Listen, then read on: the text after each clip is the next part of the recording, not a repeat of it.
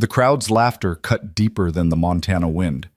Elena Ward stood frozen in the town square, her threadbare dress clinging to her trembling frame as the man who'd summoned her, paid for her passage across a continent, looked her up and down with disgust twisting his features.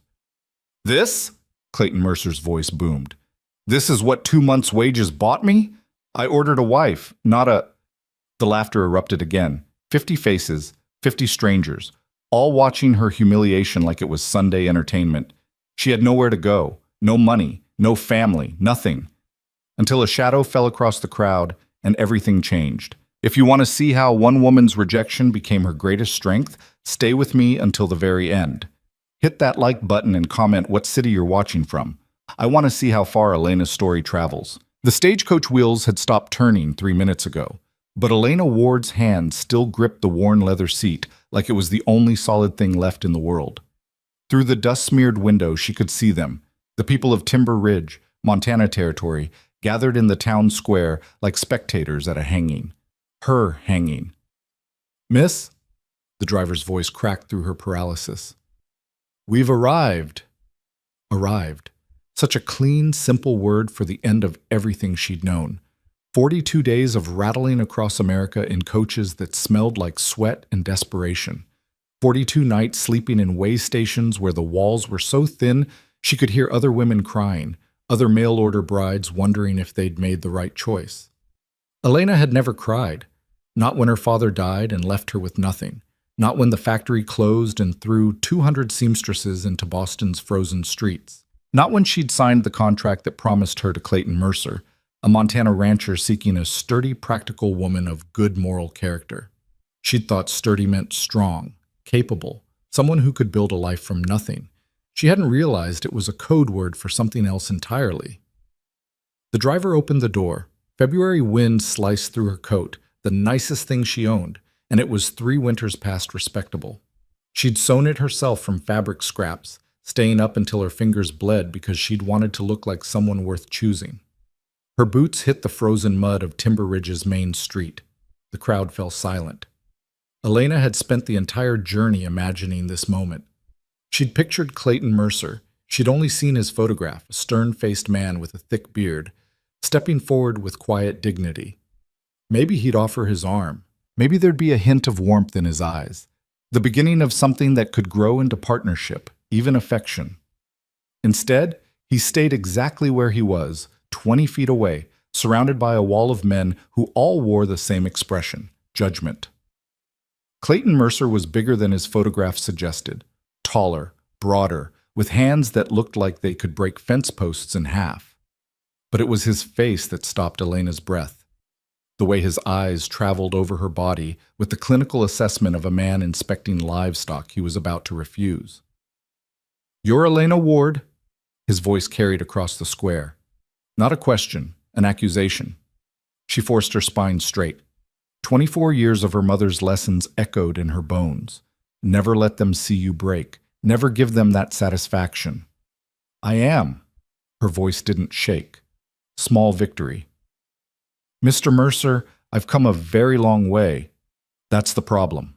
He cut her off, still not moving closer. "You came all this way and I'm looking at you and I'm wondering what kind of fool game is being played here." Heat flooded Elena's cheeks despite the cold. Around them, she could feel the crowd pressing closer, smell the mix of wood smoke and horse manure and something else. Anticipation. They'd come for a show, and Clayton Mercer was about to give them one. "I don't understand," Elena said, though she was beginning to. "The advertisement said I needed a wife who could work, a woman with meat on her bones, someone who could handle ranch life." Clayton's jaw worked like he was chewing something bitter. "You look like a strong wind would snap you in half. How much do you weigh? 90 pounds soaking wet?" "I'm stronger than I look. Are you?" He finally moved, circling her like a buyer at an auction. "Because I paid good money for your passage. Sent half my earnings to that agency in Boston, and they promised me a woman, not a girl who looks like she'd faint at the sight of a chicken that needs killing." Laughter rippled through the crowd. Not kind laughter. The cruel kind. The kind that found humor in watching someone else's dreams turn to ash. Elena's nails bit into her palms. "Mr. Mercer, If you'd give me a chance to prove I've seen enough. He stopped in front of her, close enough now that she could smell whiskey on his breath. You're not what I paid for. Contract's void. The world tilted. You can't? Elena's voice finally cracked. The contract is binding. I sold everything to make the journey. I have nowhere. Should have thought of that before you lied on your application. Clayton turned away from her, addressing the crowd now instead of her. Let this be a lesson, boys. Those agencies will say anything to make a sale. Strong, capable, ready for frontier life. He spat into the frozen mud. What I got was a fancy Boston girl who probably can't tell a horse from a mule. I can work.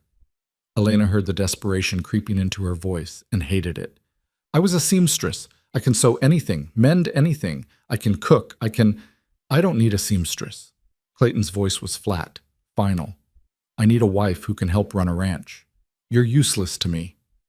The word hung in the cold air like a noose. Useless.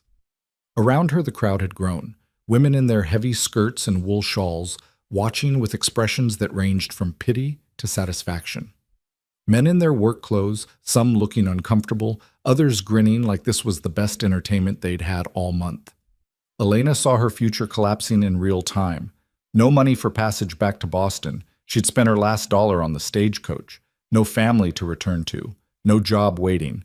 The contract had been her lifeline, her one chance at survival, and Clayton Mercer was cutting it like it was nothing. Please. The word tasted like poison, but she said it anyway. Mr. Mercer, I'm begging you. I traveled 42 days to be here. I gave up everything. That's your mistake, not mine. I have nowhere to go. Again. He turned back to face her, and Elena saw something ugly flash across his features. Not my problem. You want to blame someone? Blame that agency for sending me a woman who can't even fill out a dress properly. This time the laughter was louder, coarser. Men's voices mixing with women's, all of them finding hilarity in her humiliation. Elena felt something inside her start to crack. She'd been poor before. She'd been hungry before. She'd been alone before. But she'd never been mocked like this. Never had her worth measured and found wanting in front of 50 strangers who'd remember this moment every time they saw her face. If she stayed in this town, she'd be the woman Clayton Mercer rejected, the mail-order bride who wasn't good enough, the punchline to a joke that would follow her until she died or left, and she had no way to leave. Take her back. Clayton made a dismissive gesture toward the stagecoach driver. Put her on the next coach east. The driver, an older man with tobacco-stained teeth, shifted uncomfortably. Mr. Mercer, she's got no ticket, no money neither, from what I understand. Not my concern. Company policy says we can't transport passengers without payment. Then she can walk back to Boston for all I care. Clayton was already turning away. The matter settled in his mind. Show's over, folks. Let's get to the real business of the day. The crowd began to disperse, conversations resuming, lives continuing like nothing had happened, like Elena wasn't standing there with her entire existence crumbling around her feet. The driver looked at her with genuine sympathy. Miss, I'm sorry, but I can't help you. Company rules. I understand. Elena's voice came from somewhere far away. She was watching herself from a distance now, seeing this moment like it was happening to someone else. The girl in the threadbare coat. The woman nobody wanted. The driver climbed back onto his coach, and within minutes, the stagecoach was gone. Headed south to the next town, the next delivery, the next person whose life was about to change. Elena stood alone in the town square. The sun was already sinking toward the mountains. In another hour, it would be dark. In 2 hours, the temperature would drop below freezing. She had no money for a room, no friends to shelter her. The few people still lingering in the square were giving her wide berth, like failure was contagious. She should feel terrified, should feel panic clawing at her throat. Instead, she felt nothing, just a vast, empty coldness that had nothing to do with the Montana winter. Well, a woman's voice, sharp and curious. That was quite a spectacle. Elena turned to find a woman about her own age, blonde and pretty in a calculated way, studying her with the kind of interest usually reserved for exotic animals. Behind her stood 2 other women, both watching Elena like she was something that had washed up on shore. I'm Margaret Hollis, the blonde woman said. That's Sarah and Anne. She gestured vaguely at her companions. We run the boarding house on 3rd Street. I suppose you're looking for a room. Hope flickered, stupid and desperate. Yes, I need $2 a week, payment in advance. The hope died. I don't have any money. Pity. Margaret's smile didn't waver. There's always the church, I suppose. Father Mackenzie sometimes lets vagrants sleep in the back room if they're truly desperate. I'm not a vagrant. Elena heard the steel in her own voice, was surprised she could still find it. You're a woman Clayton Mercer didn't want. Margaret leaned closer, voice dropping to something almost confidential. Let me give you some advice, girl. This town doesn't have much use for women who can't pull their weight. You're small, you're weak, and now everyone knows you're not good enough for even a second-rate rancher like Clayton Mercer. Whatever you thought you'd find here, it's not going to happen. Anne, the quieter of Margaret's companions, spoke up. That's harsh, Maggie. It's honest. Margaret straightened, already losing interest. Honestly, you'd be better off trying your luck in Helena. At least there you could find work in a saloon or a laundry. Here? She looked around the small town with its single main street, its handful of shops and houses. Here, you're just going to starve slowly while everyone watches. They walked away, their skirts swishing through the frozen mud, their voices carrying back in fragments of conversation that had nothing to do with Elena's crisis. The sun dropped another inch toward the horizon. Elena made herself move. One foot in front of the other, walking down the main street of Timber Ridge with no destination in mind. Just movement, because standing still meant thinking, and thinking meant acknowledging the full scope of her situation. She passed the general store, where a man was closing up for the day. He saw her, looked away quickly. She passed the saloon, where raucous laughter spilled into the street. Through the window, she could see Clayton Mercer holding court, a glass in his hand, surrounded by men who were probably hearing the story of the mail-order bride who wasn't worth keeping. She passed a small restaurant, where the smell of roasting meat made her stomach clench with hunger she couldn't afford to satisfy. At the edge of town, where the buildings gave way to open land and the mountains rose like walls in the distance, Elena finally stopped. The cold was starting to bite through her coat now. Her feet were numb in her worn boots. Above her, the sky was turning that particular shade of blue-purple that meant twilight was almost over. She had two choices. She could go back to town, throw herself on the mercy of that priest Margaret had mentioned, become a charity case until she could find some way to earn passage back east. Back to Boston, where there was nothing waiting for her but more poverty, more struggle, more proof that she was exactly what Clayton Mercer had said, not enough. Or she could walk into those mountains and let the cold take her. Quick, final. An end to the constant fighting, the endless grasping for survival in a world that had made it clear she wasn't wanted. She stood there, frozen between those two futures, as the last light drained from the sky. You planning to die out here? Or are you just uncommonly fond of frostbite? The voice came from behind her, deep and rough, like stones grinding together. Elena spun around. The man was massive. That was her first thought. Not just tall. She'd seen tall men before. But big in a way that made the world around him seem smaller. He had to be at least 6.5 feet, with shoulders broad enough to block the wind and hands that looked like they could palm her skull like an apple. But it was his face that caught her attention. Weathered and scarred, with a beard that couldn't quite hide the jagged line that ran from his left temple to his jaw. His hair was dark, pulled back roughly, and his eyes, even in the failing light, she could see they were an unusual gray, like winter ice over deep water. He was watching her with an expression she couldn't quite read. Not pity, not disgust. Just assessment. I'm fine, Elena said automatically, even though it was possibly the most obvious lie she'd ever told. No, you're not. He moved closer, and she realized he was carrying firewood over one shoulder, like it weighed nothing. You're the woman from the square, the one Mercer rejected. Heat flooded her face again. News travels fast. Town this small? News travels instantly. He set the firewood down, studying her more closely. You got a plan? Or were you just going to stand here until you froze? I'm working on it. Work faster. Temperature drops another 20 degrees after sunset. He paused. You got money? No? Food? No? Place to stay? No. She lifted her chin. But I'll figure something out. I don't need help? He cut her off. Pretty sure you do. Unless standing alone in the dark with no food or shelter is your idea of having things under control. Elena's hands curled into fists. I don't know who you are, but I don't need your pity. Good. I'm not offering any. He picked up the firewood again. Name's Rhett Callahan. I've got a cabin about 6 miles into the mountains. It's not much, but it's got a roof and a fire and food. You can work for your keep until you figure out your next move. She stared at him. Why would you do that? Because watching someone freeze to death isn't how I prefer to spend my evenings. His tone was matter-of-fact, like he was discussing the weather. And because Mercer's an ass who gets off on humiliating people in public, seeing you survive would probably irritate him, which I find appealing. You don't even know me. Don't need to? Rhett shifted the firewood to his other shoulder. Look, I'm not a good man.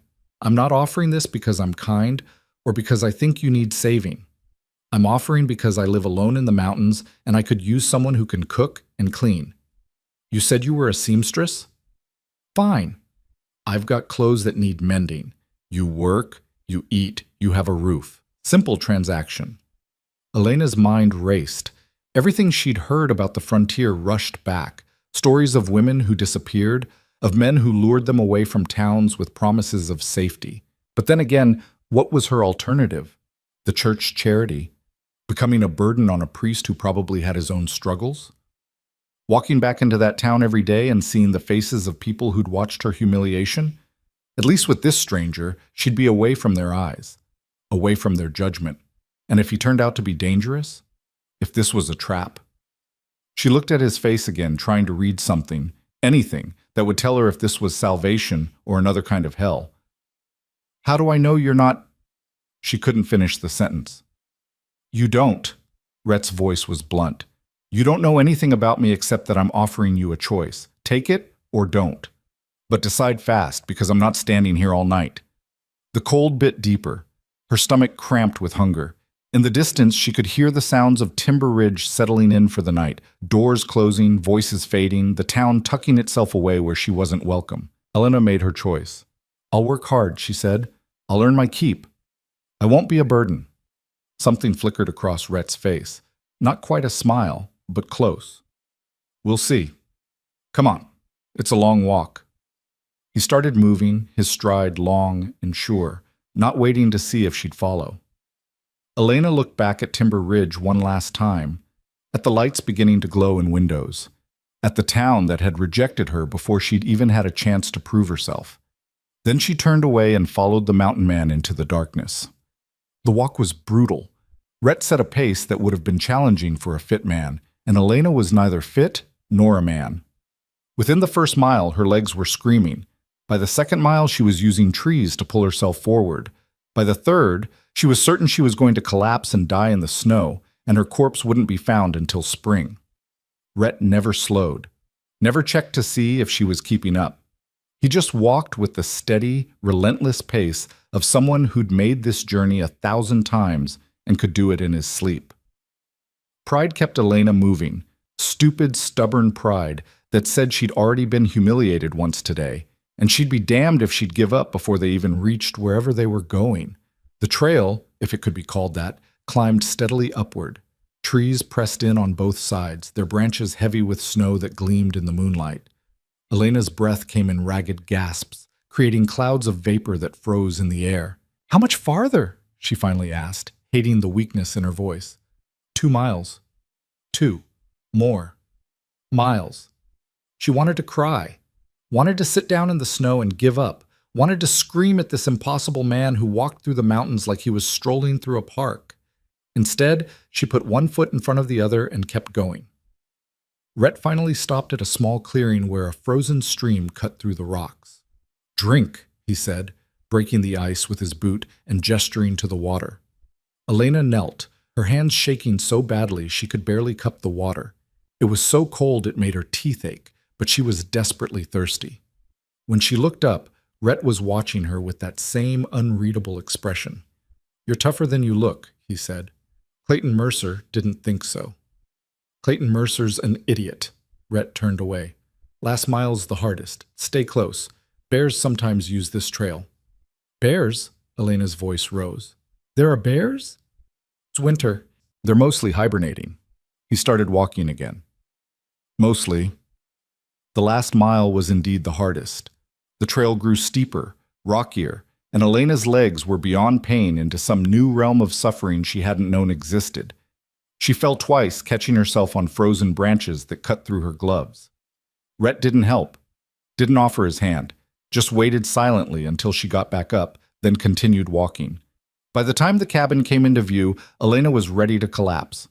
It wasn't much. A single-room structure built from logs and chinked with mud, with a stone chimney and a door made from rough-hewn planks. But smoke was rising from the chimney, and through the single window she could see the glow of what must be a fire left banked for Rhett's return. It was the most beautiful thing Elena had ever seen. Rhett pushed the door open, and warmth hit Elena like a physical force. She stumbled inside, her frozen body suddenly aware of just how cold she'd been. The cabin was sparse. A stone fireplace dominated one wall, with a bed on one side and a rough table with 2 chairs on the other. Shelves lined another wall, holding supplies, and in the corner sat a wood stove. Animal pelts covered the floor and the bed. Everything was functional, nothing decorative, but it was warm, and it was shelter. Rhett set the firewood down and moved to the fireplace, stirring the coals and adding fresh wood with practiced efficiency. Within minutes, flames were crackling, throwing dancing light across the rough walls. "Sit," he said, gesturing to one of the chairs. "I'll get food." Elena sat before her legs gave out. The warmth was making her dizzy, making her aware of every ache, every bruise from her falls, every place where the cold had bitten deepest. Rhett moved around the cabin with quiet efficiency, pulling out bread and dried meat, a jar of what looked like preserves. He set it on the table in front of her without ceremony. "Eat." Elena didn't need to be told twice. The bread was rough and dense, the meat tough and salty, but it was food, and her body craved it desperately. She ate without speaking, without looking up until the worst of the hunger had dulled. When she finally stopped, she found Rhett watching her again. "Thank you," she said quietly. He nodded once. "Rules," he said. "Since you're staying." Elena straightened, trying to look more alert than she felt. "You work for your keep. That means cooking, cleaning, mending, whatever needs doing. I'm gone most days, hunting or checking traps. You stay here. You keep the fire going. You prepare food. Clear?" "Clear." "Second rule. What happens in this cabin stays in this cabin. I don't talk about my business. You don't talk about yours. I don't have any business. Everyone has business." His gray eyes were hard. "Third rule. You decide to leave. You tell me first. These mountains will kill you if you don't know what you're doing. Fourth rule. You sleep there." He pointed to the bed. "I sleep here." He gestured to a pile of furs near the fireplace. Elena felt her face heat. "I can't take your bed." "You can, and you will. I've slept on worse." He stood abruptly. "There's a water barrel outside, left of the door. Use the basin over there to wash. I'll be outside checking the perimeter. You should sleep. Tomorrow, work starts." He was gone before she could respond, the door closing behind him with a solid thunk. Elena sat alone in the warm cabin, listening to the fire crackle and the wind howl outside. And for the first time in 42 days, she allowed herself to cry. Not because of Clayton Mercer's rejection, not because of the humiliation in the town square, but because she was alive. Against all odds, despite everything, she had survived the day. And tomorrow, she would survive again. Elena woke to the smell of coffee and the sound of an axe biting into wood. For a moment, she couldn't remember where she was. The ceiling above her was rough logs instead of water-stained plaster. The air was cold but clean, smelling like pine and wood smoke instead of the coal smoke and garbage that permeated Boston. Then memory crashed back. Montana, Clayton Mercer, the rejection, Rhett Callahan. She sat up quickly, wincing at the pain in her muscles. Every part of her body hurt from yesterday's climb. Her legs felt like they'd been beaten with clubs. Through the window, she could see Rhett outside, methodically splitting logs with an axe that looked like it weighed as much as she did. Each swing was precise, powerful, splitting the wood with a crack that echoed through the clearing. The fire was already going, and a pot of coffee sat warming on the edge of the fireplace. Beside it was a plate with bread and what looked like fried eggs. Elena stood slowly, her body protesting every movement. She'd slept in her dress, she had nothing else, and it was wrinkled and travel-stained. Her hair was a disaster, falling out of its pins in tangled waves. She used the water in the basin to wash her face and hands, the cold making her gasp. Then she attempted to do something with her hair, pulling it back as neatly as she could manage without a mirror. The cabin looked different in daylight, smaller somehow, but also more solid. She could see the care that had gone into its construction, the way the logs fit together, the quality of the chinking, the solid stones of the fireplace. This wasn't a temporary shelter. This was a home. The door opened and Rhett stepped inside, bringing a gust of cold air with him. He looked at her briefly, nodded, then moved to the fireplace. "Eat," he said, the same command as last night. Elena sat and ate. The eggs were cooked simply but well. The bread was the same dense, filling kind from dinner. The coffee was strong enough to strip paint, but it was hot, and it woke her up. Rhett poured his own coffee and sat across from her, studying her in the daylight. "You look less like you're going to die," he observed. "I feel less like I'm going to die." "Good." He took a long drink of coffee. "Today I'm going to show you how things work here, where the supplies are kept, how to maintain the fire, how to fetch water without falling through the ice. You'll need to know all of it if I'm going to be gone during the day." "Where do you go?"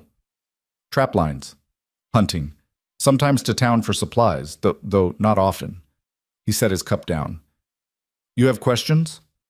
Elena had 1,000 questions. She picked the most practical one.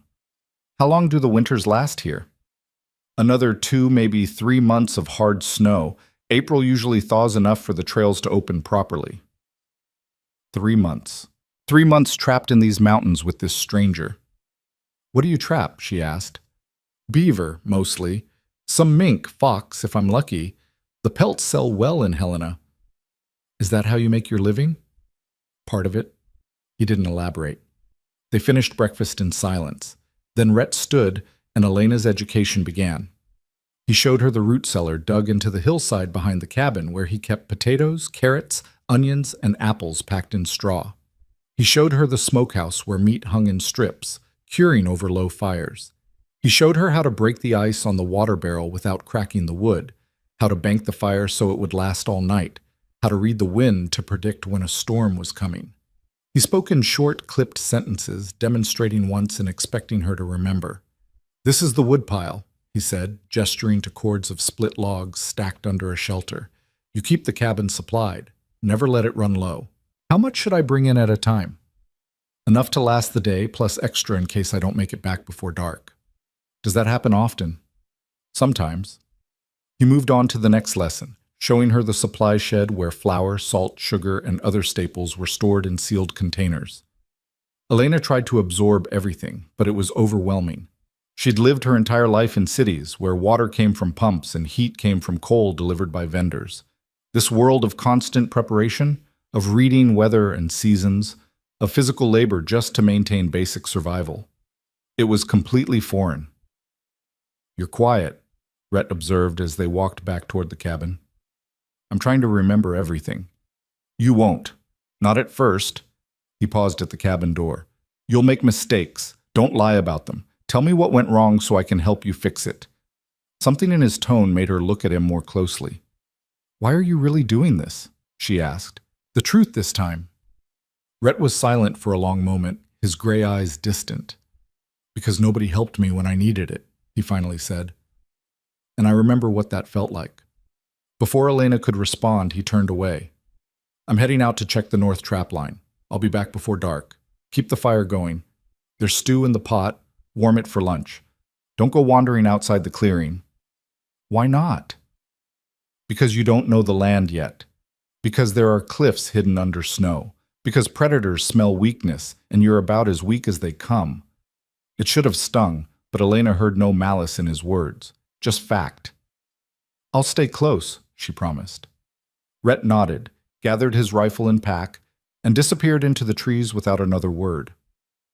Elena stood in the clearing, watching until he vanished into the forest.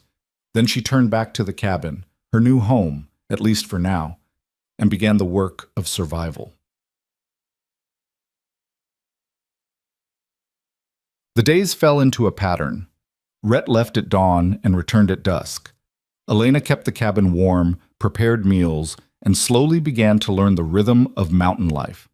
It was harder than anything she'd ever done. Hauling water was a nightmare. The barrel was outside, and breaking the ice each morning left her hands raw and aching even through her gloves. Carrying the buckets inside without spilling was an art she hadn't mastered. The first 3 days, she soaked her skirts in the cabin floor until Rhett wordlessly showed her how to carry them properly, weight balanced, steps small and sure. Keeping the fire going was a constant battle. Let it die, and the cabin would be freezing within an hour. Feed it too much, and they'd run through wood too fast. Elena learned to read the flames, to know when to add logs and when to let them burn down. Cooking over an open hearth was nothing like the coal stove she'd used in Boston. Everything either burned or came out raw. It took her a week to figure out the right distance from the flames, the right timing, the way to test if bread was done or if meat was cooked through. Rhett never complained. He ate whatever she prepared, even when it was nearly inedible. He'd simply nod, finish his plate, and say, "Try again tomorrow." She did. Every day she tried again. And slowly, so slowly she almost didn't notice, she got better. The bread stopped burning. The stew actually tasted like stew. She learned which herbs Rhett had dried and how to use them. She figured out how to keep her skirts from catching fire while working at the hearth. Her hands, soft and pale from sewing work, developed calluses. Her arms, weak from factory life, began to build muscle from hauling water and wood. Her legs grew stronger from the constant movement, the endless cycle of fetch and carry that mountain living demanded. Rhett spoke little, but he watched everything. She'd catch him studying her when she thought he wasn't looking, his expression unreadable. On the 10th day, he brought her a coat. "Found it in town," he said, dropping it on the table. "Owner died last winter. Widow sold his things. It'll fit you better than that thing you're wearing." The coat was men's size, heavy wool lined with fur, with deep pockets and sturdy buttons. It was too big, but it was warmer than anything Elena had ever owned. "How much?" she asked. "Nothing." Told her I'd take it off her hands. "I can't just... You'll freeze in that." He gestured to her threadbare coat. "Can't work if you're frozen. Take it." Elena took it. That night, she used her sewing skills to take in the worst of the excess fabric, reshaping it to fit her frame better. It was still too large, but it was warm, and when she wore it the next morning, Rhett nodded in approval. "Better," was all he said. On the 15th day, he taught her to shoot. "I don't need to know how to shoot," Elena protested as he handed her a rifle. "You do if you want to survive." He positioned her in the clearing, adjusted her grip on the weapon. "Wolves, bears, cougars, they all come through here sometimes. If I'm gone and something comes for you, you need to be able to defend yourself." His hands were impersonal as he corrected her stance, moved her shoulders, adjusted her feet. But Elena was acutely aware of how close he was standing, the solid warmth of him behind her, the smell of pine and leather, and something else. Something distinctly him. "Don't think," he said quietly, his voice near her ear. "Don't aim. Just point and shoot." The rifle kicked hard enough to bruise her shoulder. The shot went wide, missing the target entirely. Again. They practiced until her shoulder was purple and her ears were ringing. By the end, she could hit the target, a mark on a tree, about half the time. "Good enough," Rhett said. "We'll practice more tomorrow." They did. Every day, after her morning chores, they practiced. Elena's aim improved slowly, but it improved. She started to understand what Rhett had meant about survival. It wasn't one big thing. It was 1,000 small things, each one mattering, each one potentially the difference between life and death. It was knowing which snow was safe to walk on and which hid ice that would break under your weight. It was understanding that the quiet in the forest sometimes meant peace and sometimes meant a predator was near. It was learning to read the sky, the wind, the behavior of birds and small animals, all of them telling stories about what was coming. Rhett taught her all of it with the same patient, relentless consistency he applied to everything else. And Elena learned, not because she wanted to impress him, not because she cared what he thought, but because every lesson was armor against the world that had tried to break her. Every skill was proof that Clayton Mercer had been wrong. She wasn't weak, she was just untrained, and she was learning fast. The first storm hit on the 23rd day. Elena woke to a silence so complete it felt like the world had stopped breathing. Through the cabin's single window she could see nothing but white. Not falling snow, but a wall of it, as if someone had hung a sheet across the glass. Rhett was already up, standing at the window with his coffee, studying the blizzard with the calm assessment of a man who'd seen 100 like it. "How long will it last?" Elena asked, pulling the fur-lined coat tighter around her shoulders. 2 days? Maybe 3? He didn't turn from the window. "We're snowed in. Nobody goes out in this. The drifts will be over your head by noon." Elena moved to stand beside him, looking out at the whiteout. Already she could barely make out the woodpile 20 feet from the cabin. The shed where they kept supplies had vanished completely into the storm. "Have we got enough wood inside?" she asked. Rhett glanced at her, and something that might have been approval flickered across his face. "You brought in extra yesterday. We're fine for 3 days if we're careful." "Food? Plenty. Water barrels full." He finally turned away from the window. "We just waited out." Elena had never been good at waiting. In Boston, there had always been work to do, pieces to sew, deliveries to make, something to keep her hands busy and her mind occupied. The idea of being trapped inside a single room for days made her skin itch. But Rhett seemed completely unbothered. He settled into his chair, pulled out a knife and a piece of wood, and began to carve with the easy patience of someone who'd spent countless hours doing exactly this. Elena watched him for a moment, then moved to the corner where she'd discovered a basket of his clothes that needed mending. She'd been working through them slowly, shirts with torn seams, pants with holes worn through the knees, socks that needed darning. They fell into silence, the only sounds the howl of wind outside and the soft scrape of Rhett's knife against wood. An hour passed, then 2. Elena's curiosity finally got the better of her. "What are you making?" "Spoon." He held it up. She could see the rough shape of it now, emerging from the wood. "Last one cracked." "How did you learn to do that?" "Practice." He went back to carving. "You learn a lot when you live alone." "How long have you been up here?" 5 years. Elena's hand stilled on the shirt she was mending. 5 years? Alone? Mostly. Don't you get lonely? Rhett was quiet for so long she thought he wasn't going to answer. Then, lonely's better than the alternative. There was something in his voice, something dark and final, that made Elena bite back her next question. She returned to her mending, but her mind was working. 5 years in these mountains, alone, by choice, from the sound of it. What could drive a man to choose this kind of isolation? "What about you?" Rhett's voice broke through her thoughts. "You said you were a seamstress in Boston. How'd you end up answering a mail-order bride advertisement?" Elena's needle paused. She'd been dreading this question, dreading having to admit just how desperate she'd been. "My father died 3 years ago," she said quietly. "Left debts.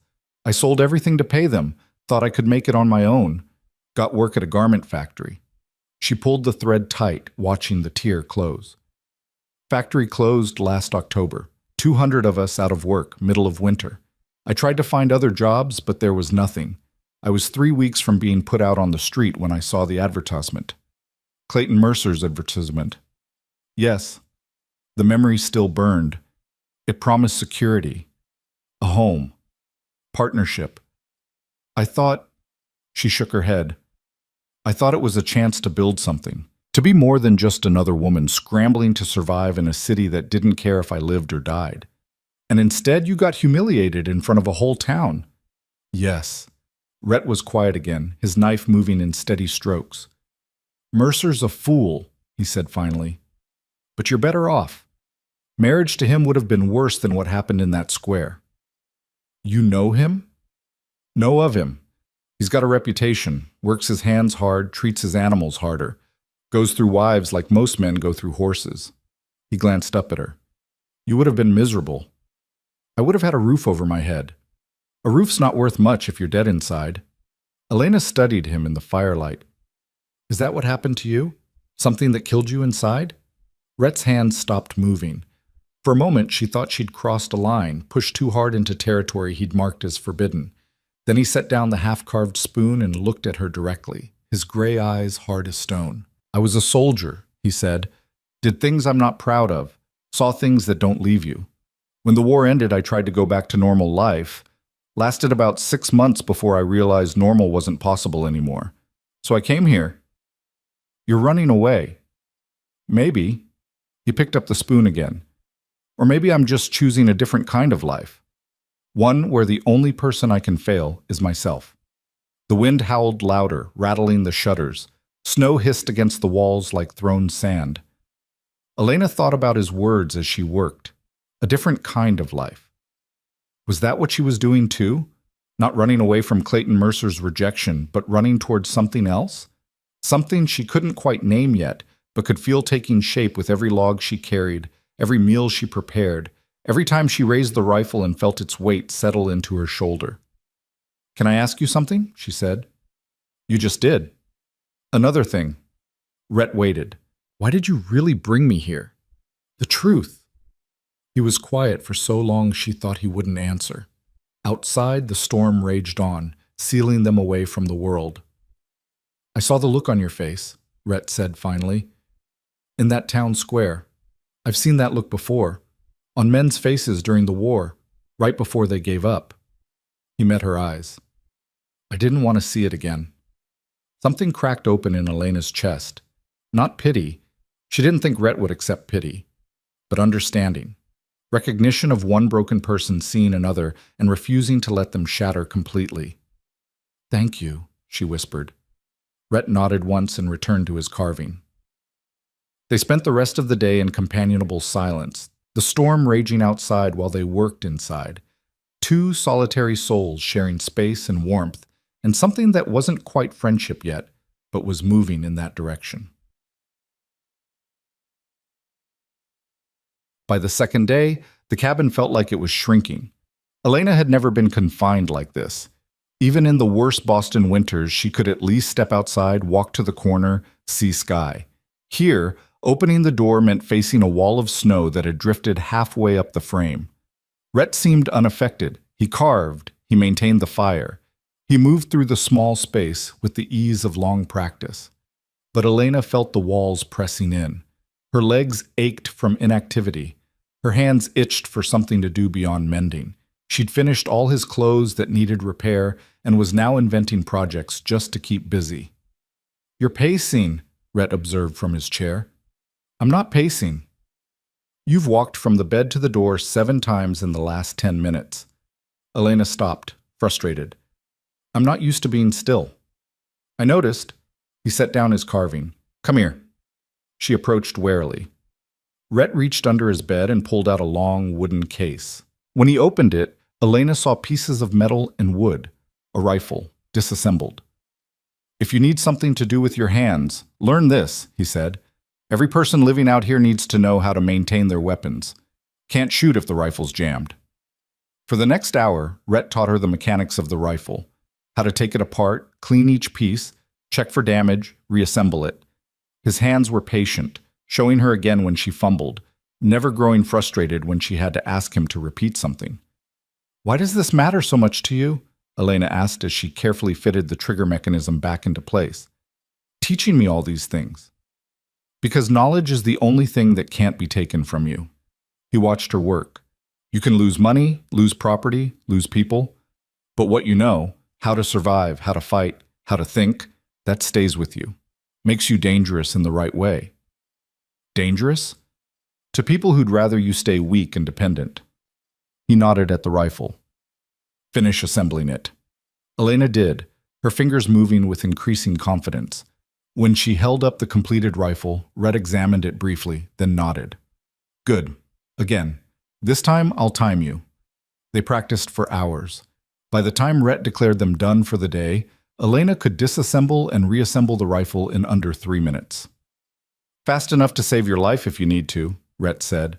We'll work on getting it faster. That night, as the storm continued to rage outside, Elena lay in Rhett's bed. She'd stopped protesting about taking it after the first week and thought about everything she'd learned in less than a month. How to read weather, how to maintain a fire, how to cook over open flame, how to shoot, how to survive.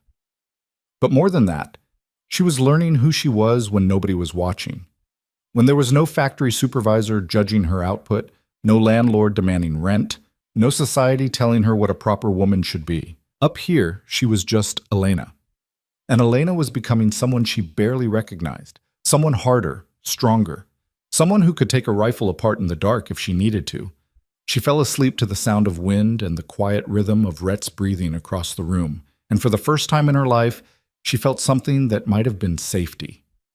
The storm broke on the third day, revealing a world transformed.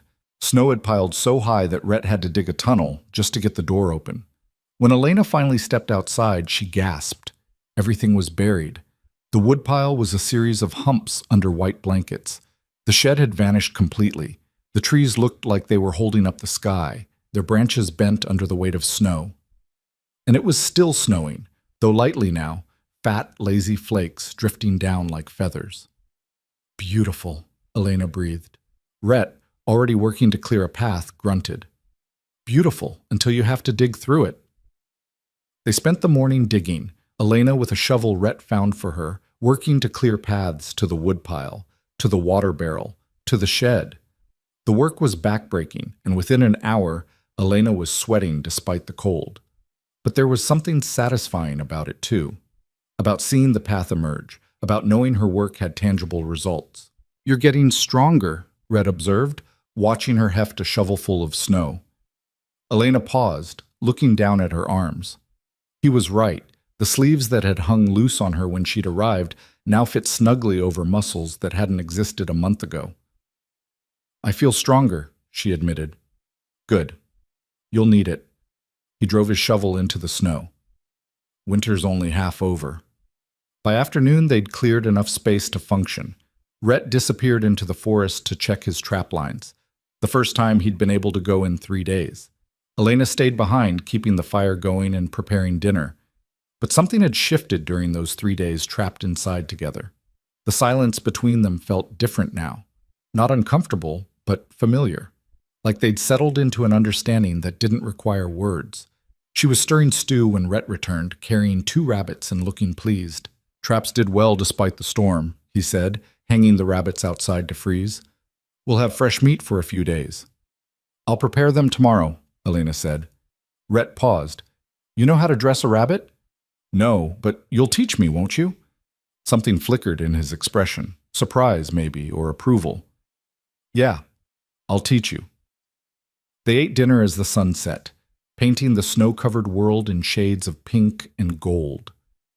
Through the window, Elena could see the mountains rising like walls around them, beautiful and brutal and utterly indifferent to human struggle. Do you ever think about going back? She asked quietly. To civilization? No. Why not? Rhett set down his spoon. Out there, I'm a killer. A man with blood on his hands and nightmares that don't stop. People look at me and see something broken, something dangerous, something to be afraid of. He gestured to the window, to the wilderness beyond. Out here, I'm just a man trying to survive winter. The mountain doesn't care about my past. The animals don't judge. There's a kind of peace in that. Elena thought about the crowd in Timber Ridge's town square, the laughter, the judgment, the way they'd looked at her like she was a curiosity, a failure, something less than human. I understand, she said. Rhett studied her face. Yeah, I think you do. The weeks blurred together after that, marked by the slow progression of winter and the steady expansion of Elena's capabilities. Rhett taught her to dress game, rabbits first, then later a deer he brought down. The work was messy and difficult, but Elena forced herself not to flinch, not to show weakness. She learned where to cut, how to remove the hide without damaging it, how to butcher the meat efficiently. Her hands, once soft and clean, became stained and calloused. Her nails, which she'd kept neat out of habit, broke and grew back stronger. She learned to read the forest the way Rhett did, to see the track of a fox in the snow, to identify which trees were dying, and would provide good firewood, to know which plants could be used for medicine and which were deadly. He taught her to set snares, to build deadfall traps, to think like prey so she could hunt like a predator. The key, Rhett explained as they crouched in the snow, building a trap for rabbits, is understanding what the animal wants. Food, safety, warmth. Put those things in reach, but make them cost something. Make them choose between fear and hunger. And hunger usually wins. Hunger always wins. Elena thought about that as they finished the trap.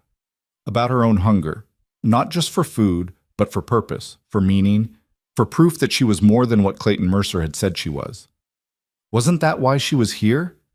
Because hunger for survival had overcome fear of the unknown? One morning, nearly 2 months after her arrival, Rhett handed her the rifle. "You're going with me today," he said. Elena blinked. "Where?" "North Ridge. I need to check a trap line, and it's too far for one trip. We'll make camp overnight." "Overnight?" Her heart hammered. "In the wilderness?" "You need to learn." His tone brooked no argument. "You've learned cabin survival. Now you learn wilderness survival." They packed quickly. Bedrolls, food, water, rope, knives, the rifle, and a second smaller gun Rhett strapped to his belt. Elena wore her fur-lined coat and the boots Rhett had traded for in town, stuffed with wool socks to keep her feet warm. The trek was harder than any she'd done before. They climbed steadily upward, following paths that Elena could barely distinguish from the surrounding forest. Her legs burned. Her lungs ached in the thin, cold air, but she kept pace. Rhett set his traps, checking each one, resetting those that were empty, collecting the pelts from those that had caught something. He worked with efficient precision, wasting no movement. "How did you learn all this?" Elena asked as they hiked between trap sites. "My grandfather. He was a mountain man back before the territories got crowded. Taught me young, said cities were where men went to forget how to live." Rhett ducked under a low branch. Turns out he was right. By late afternoon, they'd reached a small clearing on the ridge. Rhett deemed it suitable for camp. "Start gathering firewood," he instructed. "Dead branches only. They burn cleaner. I'll set up the shelter." Elena did as she was told, ranging out from the clearing to collect armfuls of dry wood.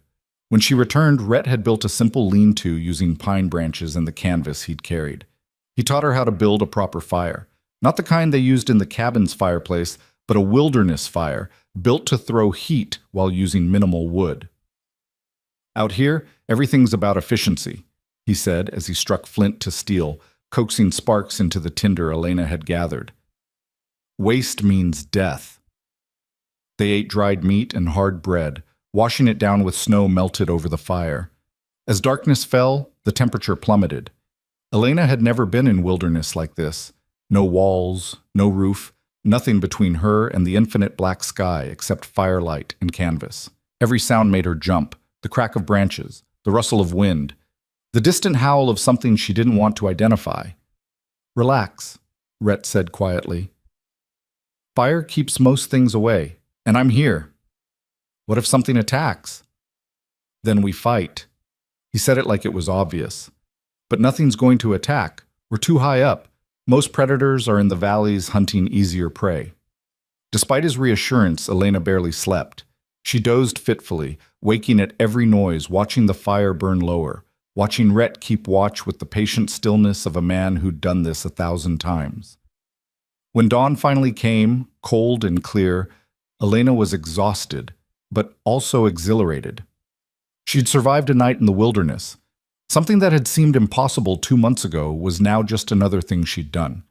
They broke camp efficiently, scattering the fire and removing traces of their presence. "Why do we do that?" Elena asked. "Respect," Rhett said. "For the land and for the animals that live here. We take what we need, we leave the rest undisturbed." They spent the day checking the remaining traps before heading back. By the time the cabin came into view, Elena's legs were trembling with exhaustion. But she'd made it, both ways, without complaint, without needing to be carried or helped. Rhett noticed. As they stepped inside the warm cabin, he turned to her. "You did well," he said. 2 words, but coming from him, they meant everything. "It kämmt," March arrived with violent winds that shook the cabin and made the trees sound like they were screaming. Elena had grown used to the isolation now, used to the silence that stretched between her and Rhett, comfortable and unforced, used to the rhythm of mountain life, wake, work, eat, sleep, repeat. But something was changing. She could feel it in the way Rhett watched her when he thought she wasn't looking, in the moments when their hands brushed while working and neither pulled away immediately, in the way the cabin, which had felt huge at first, now felt almost too small for the tension building between them. One evening, as they sat by the fire after dinner, Rhett finally spoke what had been hanging unspoken in the air. "You've changed," he said. Elena looked up from the shirt she was mending. "How?" "When you first came here, you looked like a ghost, pale, thin, like you were already half dead." He paused. "Now you look alive." She set down her sewing, considering. He was right. She'd gained weight. Not much, but enough that her clothes fit better, that her face had lost its hollow look. Her skin, pale from factory work, had gained color from outdoor work. Her arms and legs, once stick-thin, now showed muscle. But it was more than physical. "I feel different," she admitted. "In Boston, I was always trying to be what other people needed. The perfect daughter, the productive worker, the grateful charity case." She met his eyes. "Here, I'm just myself, learning to be enough on my own terms."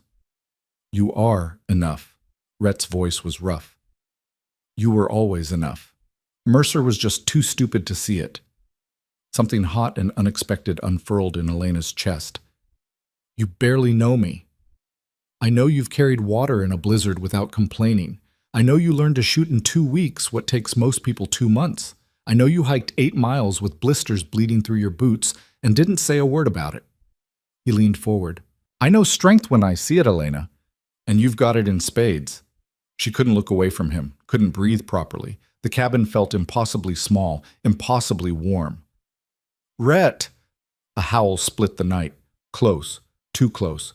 Rhett was on his feet instantly, rifle in his hands, moving to the window. Elena grabbed the second gun, her heart hammering. "Wolves," Rhett said quietly. "Pack, sounds like. 3, maybe 4. Another howl answered the first, then another. "They're circling," Elena whispered. "They smell the meat in the smokehouse."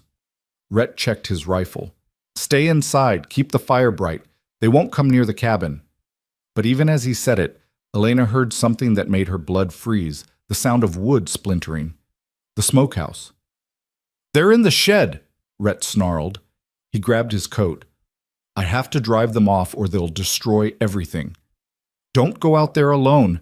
Stay inside." It was the first time he'd raised his voice at her, sharp with command and fear. "Lock the door behind me. Don't open it unless you hear my voice." He was gone before she could argue, disappearing into the night with just his rifle and a torch. Elena stood frozen, listening to the chaos outside, snarling, Rhett shouting, a gunshot that made her jump. Then silence. Terrible, complete silence. "Rhett?" she called. Nothing. "Rhett!" Still nothing. Every instinct screamed at her to stay inside, to follow his orders, to trust that he could handle it. But something else, something new and fierce, demanded that she move. Elena grabbed her coat and rifle, hands shaking but determined. She checked the chamber, loaded. She took a breath, remembered everything Rhett had taught her about shooting in darkness, about fear, about choosing courage over safety. Then she opened the door and stepped into the night. The world outside was chaos. 2 wolves lay dead near the smokehouse, and another was circling in the clearing. But Rhett, he was on the ground, his rifle 3 feet away, facing the largest wolf Elena had ever seen. The creature was massive, easily 150 pounds, with eyes that gleamed yellow in the moonlight. Rhett was trying to reach his rifle, but the wolf was between him and the weapon, snarling, preparing to lunge. Elena raised her rifle. The world narrowed to a single point. The wolf, the target, the shot she had to make. "Don't think. Don't aim. Just point and shoot." Rhett's words echoed in her head as her finger found the trigger. The rifle kicked. The shot exploded across the clearing. The wolf dropped mid-lunge, dead before it hit the ground. For a moment, everything was frozen. Rhett on the ground, Elena with the rifle still raised, 3 dead wolves scattered across the clearing. Then Rhett moved, grabbing his rifle, checking the tree line for more threats. "Clear," he finally said, his voice rough. Elena lowered her weapon, her whole body starting to shake now that the danger had passed. She'd killed something, taken a life to save another. Rhett crossed the clearing in 3 strides and gripped her shoulders. "I told you to stay inside," he said, but there was no anger in his voice. Only something raw and complicated. "I know. You could have been killed. So could you." They stared at each other, both breathing hard, both covered in snow and blood and the aftermath of violence. "You saved my life," Rhett said quietly. "You saved mine first." His hands tightened on her shoulders. In the moonlight, his eyes were dark and intense. "Elena." But whatever he was going to say was lost as the reality of what had happened crashed over them both. They'd survived, together. Rhett pulled her against his chest, his arms wrapping around her in a fierce embrace that had nothing to do with romance and everything to do with the primal relief of still being alive. Elena clung to him, feeling his heart hammer against her cheek, feeling her own pulse slowly return to normal. When they finally pulled apart, something between them had fundamentally shifted. They were no longer landlord and tenant, no longer teacher and student. They were partners. Equals. 2 people who'd looked death in the face and refused to blink, and as they worked together to drag the wolf carcasses away from the cabin, to check the damage to the smokehouse, to clean their weapons and secure their home, Elena realized something that should have terrified her, but somehow didn't. She trusted Rhett Callahan with her life, and judging by the way he looked at her as they finally stumbled back inside the warm cabin, bloody and exhausted and alive, he trusted her with his. The morning after the wolf attack, Elena woke to find Rhett already outside skinning the carcasses with methodical precision. Through the window, she watched his hands work, steady, efficient, wasting nothing. The pelts would bring good money in town, he'd explained the night before, once they'd finally caught their breath and tended to the minor scratches they'd both sustained. But it was more than practicality driving him now. Elena could see it in the set of his shoulders, the controlled violence of each cut. He was working through something, processing the fact that he'd nearly died, that she'd disobeyed his direct order, that everything could have gone catastrophically wrong. She dressed quickly and stepped outside. The clearing looked different in daylight, the blood already covered by fresh snow. The only evidence of last night's violence, the 3 wolf pelts stretched on frames and Rhett's rigid posture. "You're angry with me," Elena said quietly. "No." His knife continued its work. "I'm angry with myself." "For what?" "For being careless. For not securing the smokehouse better. For putting you in a position where you had to make that choice." He finally looked up, his gray eyes haunted. "You could have died, Elena. One wrong step, one missed shot, and that wolf would have torn you apart. But I didn't miss. This time." He set down the knife, wiping his hands on a rag. "What about next time? What about the time after that? You think luck lasts forever out here?" Elena crossed her arms. "Is that what you think it was? Luck? What else would you call it? Skill, training, everything you taught me." She moved closer, refusing to let him retreat into guilt. "You taught me to shoot, Rhett. You taught me to stay calm under pressure, to breathe, to focus. Last night wasn't luck. It was survival. And I survived because of you." He shook his head, jaw tight. "If something had happened to you, but it didn't." Elena reached out, gripping his arm. "I'm here. You're here. We're both alive because we fought together." Rhett looked down at her hand on his arm, and something shifted in his expression. The anger drained away, replaced by something rawer, more vulnerable. "I'm not used to this," he said quietly. "Used to what?" "Caring whether someone lives or dies." His voice was rough. "I came up here to be alone, to not have to worry about anyone else. And now—" He stopped, seeming to struggle with the words. "Now I can't stop thinking about what would have happened if that wolf had reached you first." Elena's heart hammered in her chest. "Rhett, you're not just my responsibility anymore," he continued, the words coming faster now, like he had to get them out before he lost his nerve. Somewhere between teaching you to shoot and watching you haul water in a blizzard, you became something else. He stopped again, and this time the silence stretched. The wind whispered through the pines. Snow crunched under Elena's boots as she stepped closer. Someone you what? She asked softly. Rhett's hand came up, rough and calloused, cupping her face with surprising gentleness. His thumb traced her cheekbone, and Elena saw her own reflection in his eyes, no longer the broken woman from the town square, but someone stronger, fiercer, forged in wilderness and fire. Someone I can't imagine being without, he finished. The words hung between them, heavy with meaning. Elena had never been good at relationships. In Boston, she'd been too busy surviving to think about love, too focused on the next meal, the next rent payment. Romance had been a luxury for women who had the time and security to pursue it. But this wasn't Boston. And what she felt for Rhett wasn't romance. It was something deeper, something born from shared survival and mutual respect, and the bone-deep knowledge that he saw her for exactly who she was and valued her anyway. I feel it too, she whispered. Whatever this is. Rhett's other hand found her waist, pulling her closer.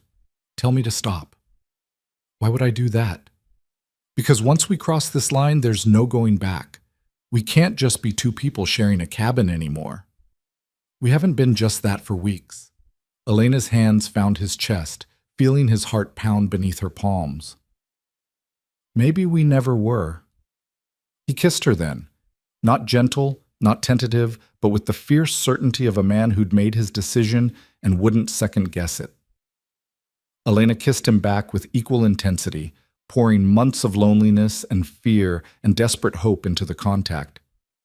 When they finally pulled apart, both breathing hard, the world felt different, sharper, more real. I don't know how to do this, Rhett admitted, his forehead resting against hers. I don't know how to be what you need. Then we'll figure it out together. Elena smiled, feeling something like joy unfurl in her chest. Just like we've figured out everything else. They stood there in the clearing, surrounded by wolf pelts and blood-stained snow, holding each other like they were the only solid things in an uncertain world.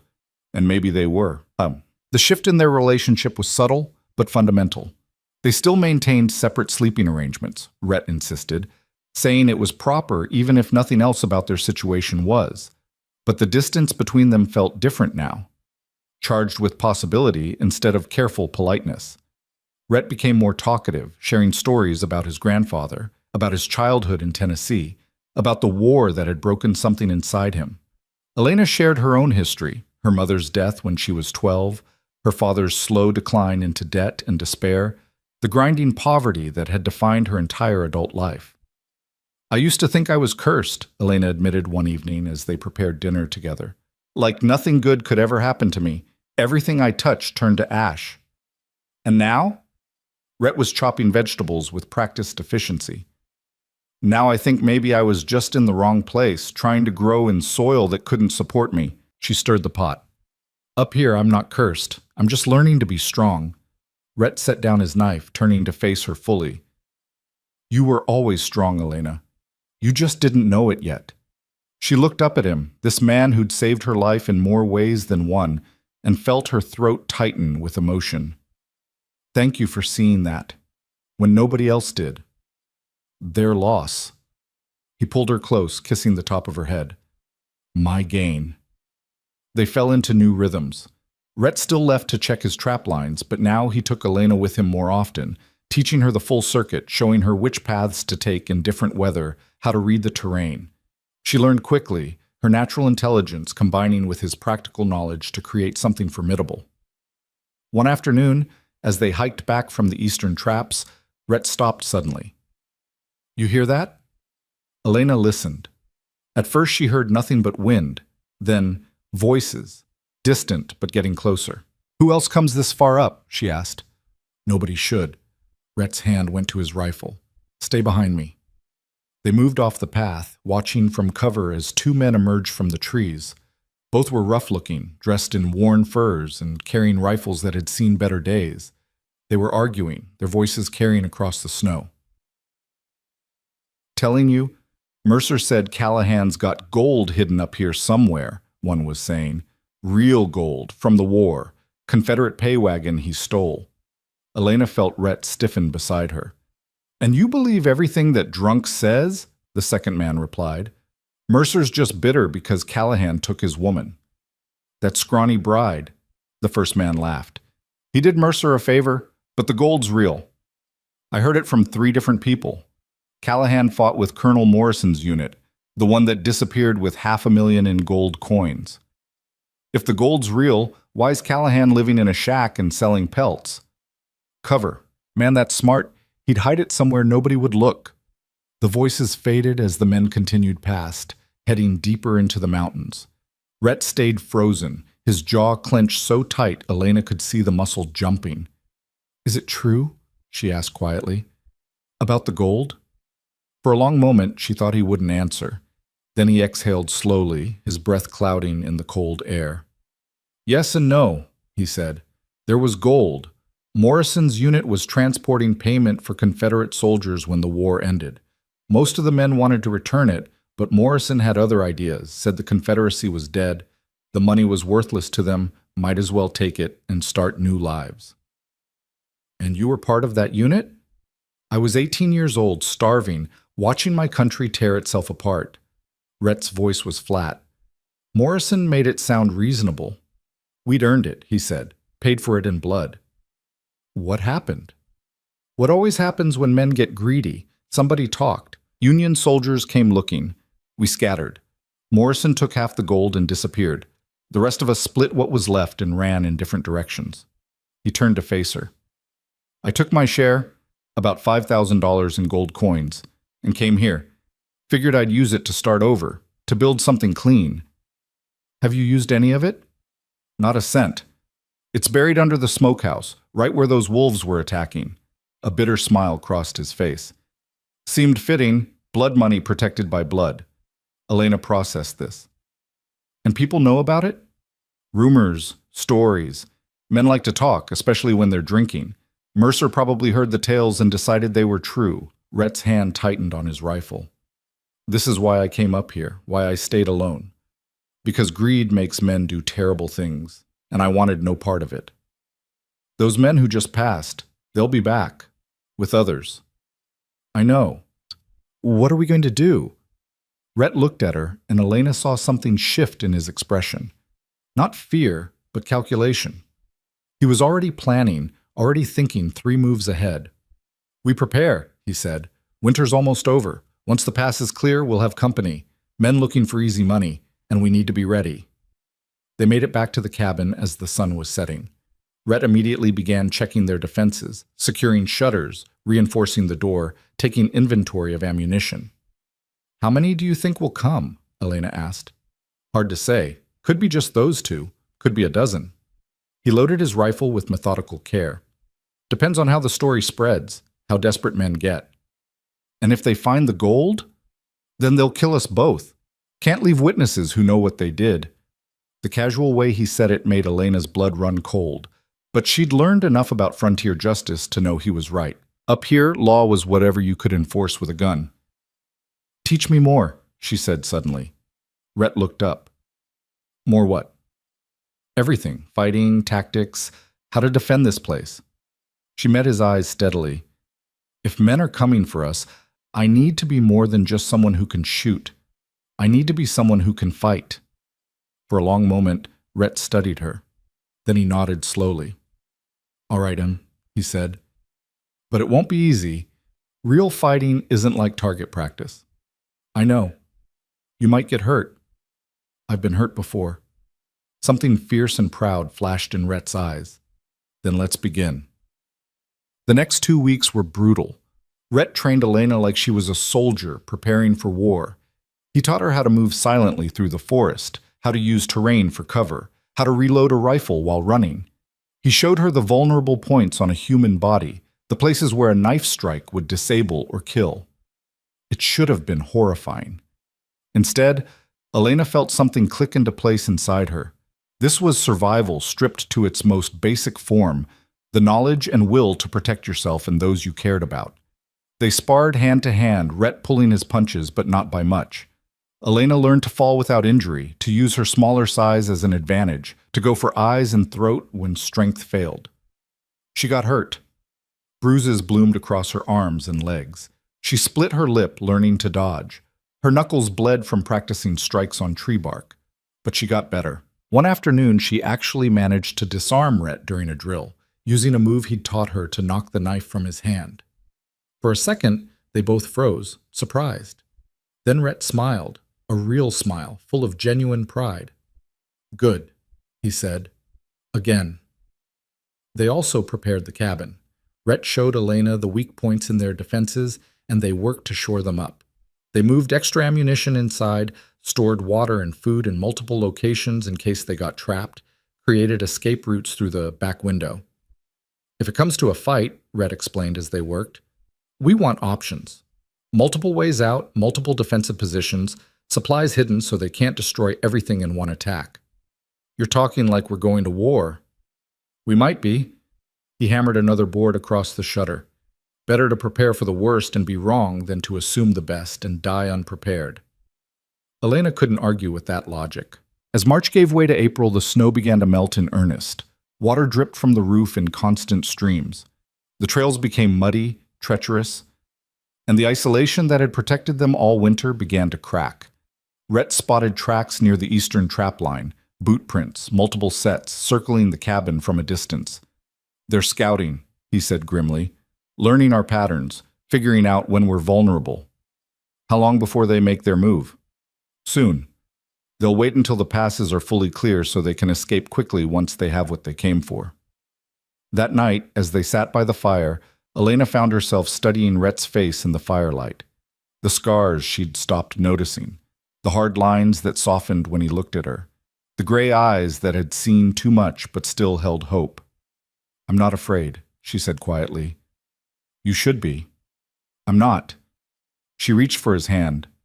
"Whatever comes, we face it together. That's all that matters." Rhett pulled her close, his arms wrapping around her with desperate strength. "I never wanted to drag you into this. You deserve better than a life of hiding and fighting." "I deserve exactly this." Elena pulled back to look at him. "I deserve to be with someone who sees me as an equal, who trusts me to stand beside him instead of behind him, who taught me that I'm not weak or useless or any of the things Clayton Mercer said." She touched his face. "I deserve you, Rhett Callahan, and you deserve me." He kissed her then, fierce and claiming, and Elena kissed him back with all the passion and certainty that had been building between them for months. When they finally broke apart, both breathing hard, Rhett rested his forehead against hers. "When this is over," he said roughly, "when we've dealt with whoever's coming, I want to do this properly. I want to marry you, Elena. Make this official. Build a real life together." Elena's heart soared. "Yes." "You didn't let me finish. I don't need to hear the rest." "Yes. To all of it. To whatever comes after." Rhett laughed, the sound rusty but genuine, and pulled her close again. They stayed like that for a long time, holding each other in the warm cabin while outside the snow melted and danger circled closer. The attack came on a clear April morning. Elena was hauling water when she heard it, the crack of a branch that sounded wrong, too deliberate. Her hand went to the knife at her belt as she scanned the tree line. 3 men emerged from the forest. The 2 from before, plus a third who was bigger, meaner looking, with a scar that ran from ear to jaw. "Morning, miss," the scarred man said, his voice deceptively pleasant. "Beautiful day, isn't it?" Elena's mind raced. Rhett was inside the cabin. She was exposed, vulnerable, but she'd learned from him. Never show fear, never give them an opening. "Can I help you, gentlemen?" Her voice was steady. "Looking for Rhett Callahan. Heard he lives around here." "And who's asking?" The man smiled, showing yellow teeth. "Name's Dutch. These are my associates, Pike and Samuel. We're old friends of Rhett's. From the war." Liar. Elena could see it in his eyes, in the way his hand rested too casually on his gun. "Rhett's not here," she said. That's so. Cabin looks occupied." Dutch took a step closer. "Where'd he go?" "Checking trap lines. Won't be back until sunset." Another step. Shame. We came a long way to see him. Maybe we'll just wait inside, get warm. The cabin's locked. Then you'll unlock it, won't you, miss? Dutch's smile never wavered, but his voice went hard. Being neighborly and all. Elena's hand tightened on the water bucket.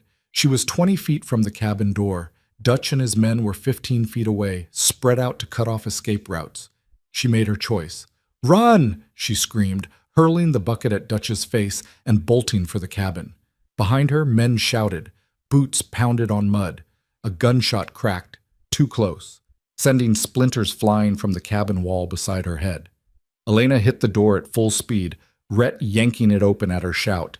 She tumbled inside and he slammed it shut, dropping the heavy bar across it. How many? He demanded, already moving to the window with his rifle. 3, maybe more in the trees. Elena grabbed her own gun, hands shaking but steady. They said they were your friends from the war. They're not. Rhett peered through a gap in the shutters. Dutch Hammond, deserted Morrison's unit after the split, been hunting for the gold ever since. Outside, Dutch's voice boomed. Callahan, I know you're in there. We just want to talk. About what? Rhett shouted back. Old times, old debts, old gold. There is no gold. Don't insult my intelligence. Morrison told me himself before he died. Said you were the only one smart enough to hang on to your share. Everyone else drank it away or lost it gambling. A pause. Hand it over, and we'll leave you and your woman in peace. And if I don't? Then we burn you out. Either way, we're getting that gold. Rhett cursed under his breath. They've got us pinned. Can't leave without exposing ourselves. What about the back window? Elena asked. Covered. I saw movement in the trees when you were running. They've got this place surrounded. Elena's mind worked frantically, drawing on everything Rhett had taught her. The smokehouse. The gold's under there, right? Yes, but what if we give them something they can't resist? Make them think they've won? Rhett looked at her sharply. What are you thinking? Elena explained quickly, her plan taking shape as she spoke. Rhett listened, his expression moving from skepticism to reluctant approval. It's risky, he said. Everything's risky, but it might work. If it doesn't, we're both dead. Then we'd better make sure it works. Elena checked her rifle, making sure it was loaded. Ready? Rhett gripped her shoulder, his eyes intense. Whatever happens, you stay alive. Promise me. Only if you promise the same. He kissed her hard and fast. Deal. They moved into position. Rhett called out through the shutters. Dutch, you want the gold? I'll make you a deal. I'm listening. It's buried under the smokehouse. I'll tell you exactly where. But you let the woman go first. She's got nothing to do with this. Dutch laughed. Nice try. Woman stays. Insurance. Then no deal. You can dig up every inch of this mountain for all I care. Silence. Dutch was conferring with his men. All right, he finally shouted. Where under the smokehouse? Northeast corner, 3 feet down, metal box. More silence. Then Elena heard what she'd been waiting for. Footsteps moving toward the smokehouse. Men's voices arguing about who would dig. Now, Rhett whispered. They moved as one. Rhett threw open the back window while Elena provided covering fire through the front shutters, forcing the men outside to dive for cover. Rhett dropped through the window and rolled, coming up with his rifle already aimed. The first shot took down the man who'd been watching the back. The second scattered the men at the smokehouse. Elena climbed through the window, landing hard but keeping her feet. Together, she and Rhett ran for the tree line, using the smokehouse as cover. There! Pike shouted. They're rabbiting! Gunfire erupted. Bullets whined through the air, thunking into trees. Elena ran harder than she'd ever run in her life, Rhett beside her, both of them zigzagging to present harder targets. They made it into the forest and kept running, following a path only Rhett knew, heading up the mountain where the terrain grew rougher and the trees thicker. Behind them, Dutch was screaming orders. After them! Don't let them get away! Rhett grabbed Elena's hand, pulling her into a narrow ravine. They scrambled up the rocky slope, using exposed roots and jutting stones for handholds. Where are we going? Elena gasped. High ground. Place I scouted months ago in case I ever needed a defensive position. They climbed for what felt like hours but was probably only 20 minutes. Elena's lungs burned, her legs screamed, but she kept moving. Behind them, she could hear Dutch's men crashing through the underbrush, getting closer. Finally, they reached it, a natural rock formation that created a shallow cave with a narrow entrance and a commanding view of the approach. Rhett pulled her inside, both of them collapsing against the stone to catch their breath. "Now what?" Elena wheezed. "Now we make them regret coming after us." Rhett checked his ammunition. "They have to come up single file. Narrow approach. No cover. We have the high ground and better shooting positions." "How many bullets do you have?" 20. You? 15. "Then we make every shot count." He positioned himself at the cave mouth, rifle ready. "When they come into range, I'll take the first shots. You cover the flanks in case they try to circle around." Elena moved to her position, her heart hammering, but her hands steady. This was it. The moment all their training had been building toward. Below, she could see movement. Dutch and his men arguing about the best approach. "They know we're up here," Rhett murmured. "Question is whether they're smart enough to wait us out or stupid enough to charge." The answer came moments later when Dutch's voice echoed up the slope. "Callahan, you're trapped. Come down and we'll make this quick." "Go to hell, Dutch. Have it your way." Gunfire erupted from below. Bullets ricocheted off the rocks, sending chips of stone flying. Elena pressed herself flat, feeling the impacts shudder through the mountain. Rhett returned fire, his shots measured and precise. A man screamed, hit, but not fatally. "They're moving up the left side," Elena called, spotting movement. "Take the shot." Elena aimed, breathed, fired. The rifle kicked against her shoulder. Below, a man stumbled and fell, clutching his leg. "Good shot."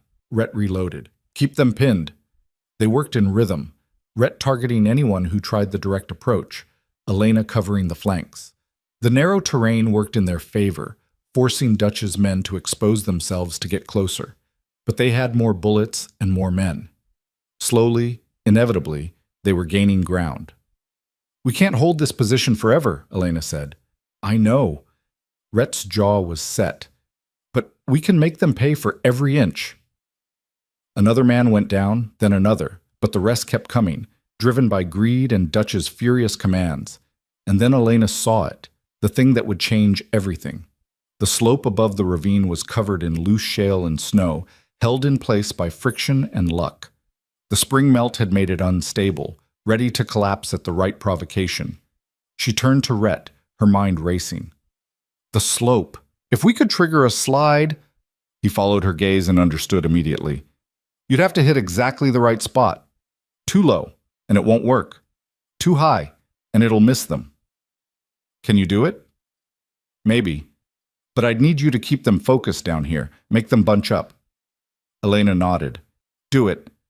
She moved to the cave mouth and started firing in rapid succession, laying down enough fire to make Dutch's men dive for cover in the ravine below. They clustered together, using the rocks for protection, exactly where they needed to be. Rhett aimed carefully, studying the slope, calculating angles and trajectories. This shot had to be perfect. He fired. For a heartbeat, nothing happened. Then the mountain moved. The bullet struck a keystone boulder, dislodging it. It tumbled downward, taking other rocks with it. Within seconds, half the slope was sliding, gathering speed and mass, an avalanche of stone and snow and dirt roaring down toward the men trapped in the ravine. Dutch's scream was lost in the thunder of falling rock. Elena watched, horrified and mesmerized, as the slide engulfed the ravine. When it finally settled, dust hanging in the air like fog, the ravine had been completely reshaped. Silence fell. Slowly, carefully, Elena and Rhett made their way down. The destruction was total. Of Dutch's men, there was no sign, buried under tons of rock and snow. "Is it over?" Elena whispered. "For now."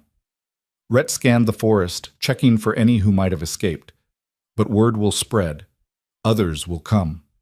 Then what do we do?" Rhett looked at her, and Elena saw determination settle over his features. "We take the fight to them. We go to Timber Ridge, we face this head on, and we make it clear that we're not running anymore." Elena thought about the town that had rejected her, the people who'd laughed at her humiliation. She thought about walking back into that place as someone completely different, Not a desperate mail-order bride, but a woman who'd survived winter in the mountains, who'd killed wolves and fought off thieves, who'd chosen her own path instead of accepting the one others tried to force on her. "All right," she said, "let's go face them." Rhett took her hand, and together they started the long walk back to the cabin, back to civilization, back to the world that had tried to break them both. But they weren't broken. They were forged. They spent 2 days preparing for the journey to Timber Ridge. Rhett dug up the gold from beneath the smokehouse, the metal box heavy with Confederate coins that gleamed dully in the spring sunlight. Elena watched as he counted them out, exactly $5,000, just as he'd said. Blood money that had nearly cost them their lives. "We're taking it with us," Rhett said, his voice flat. "Going to turn it in to the territorial marshal, let him know where it came from. Clear my name once and for all." "Will they believe you?" "Don't know, don't care." He closed the box with finality. "I'm done running from my past, done letting it control my future." Elena understood. She'd been running too, from poverty, from rejection, from the voice in her head that said she'd never be enough. But somewhere in the winter cold and the wolf attacks and the gunfight on the mountain, she'd stopped running and started fighting. On the morning of the third day, they loaded a pack horse with supplies and started down the mountain. The trails were muddy with snowmelt, treacherous in places, but Elena navigated them with the confidence of someone who'd learned the land intimately. Rhett watched her move, sure-footed, alert, rifle slung across her back like it belonged there, and felt something fierce and protective surge in his chest. This woman who'd arrived broken and desperate had transformed into someone formidable, someone who could stand beside him instead of behind him. They made camp that night at the halfway point, building a small fire and sharing dried meat and hard bread. Above them, stars wheeled across a clear sky, brilliant and cold. "Are you nervous?" Rhett asked. "About seeing them again?" Elena didn't need to ask who he meant. "No," she said, and was surprised to find it was true. "I'm not the same person they laughed at. They have no power over me anymore. Mercer might cause trouble." "Let him try." Elena's voice was hard. "I'm not afraid of Clayton Mercer. I'm not afraid of any of them." Rhett reached across the fire and took her hand. "When this is done, when we've settled with the marshal and dealt with whatever comes, where do you want to be?" Elena considered the question. A few months ago, she would have said anywhere with a roof and regular meals. But now? "With you," she said simply. "Whether that's in the mountains or in a town or somewhere we haven't imagined yet, as long as we're together. I was thinking we could build something better, a real house, not just a cabin. Maybe closer to civilization, but still private. Somewhere we could—" He stopped, looking almost shy. "Somewhere we could build a family, if you wanted." Elena's breath caught. A family. Children. A life beyond just surviving day to day. Rhett's thumb traced circles on her palm. "I know it's asking a lot. I know I'm not easy to live with. The nightmares, the moods, all the things the war broke in me." "Stop." Elena moved around the fire to sit beside him. "I've seen you at your worst and your best. I've seen you wake up screaming from nightmares. I've seen you gentle with wounded animals. I've seen you fight like a demon to protect me. And I choose all of it. I choose you." Rhett pulled her close, burying his face in her hair. "I don't deserve you." "Yes, you do, just like I deserve you." She pulled back to meet his eyes. "We deserve happiness, Rhett. Both of us. And we're going to take it." They held each other as the fire burned down to embers, making silent promises about the future they'd build together. Timber Ridge looked different in spring. The snow had melted, revealing muddy streets and buildings that seemed smaller, less imposing than Elena remembered. People moved about their business, hauling goods, tending horses, going in and out of shops, oblivious to the two riders approaching from the mountain trail. Then someone noticed. "That's Rhett Callahan," a man said, loud enough to carry, "and he's got a woman with him."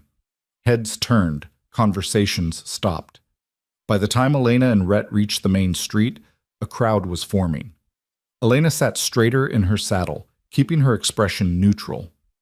Let them look. Let them see what their rejection had forged. She wore practical clothes now. men's pants that Rhett had altered for her, a sturdy shirt, the fur-lined coat, and boots that had carried her through a Montana winter. Her hair was pulled back in a simple braid. She carried no reticule, no feminine accessories. Just a knife at her belt and a rifle across her back. She looked nothing like the desperate woman who'd stepped off the stagecoach 4 months ago. Is that the mail-order bride?" someone whispered. "Can't be. Look at her."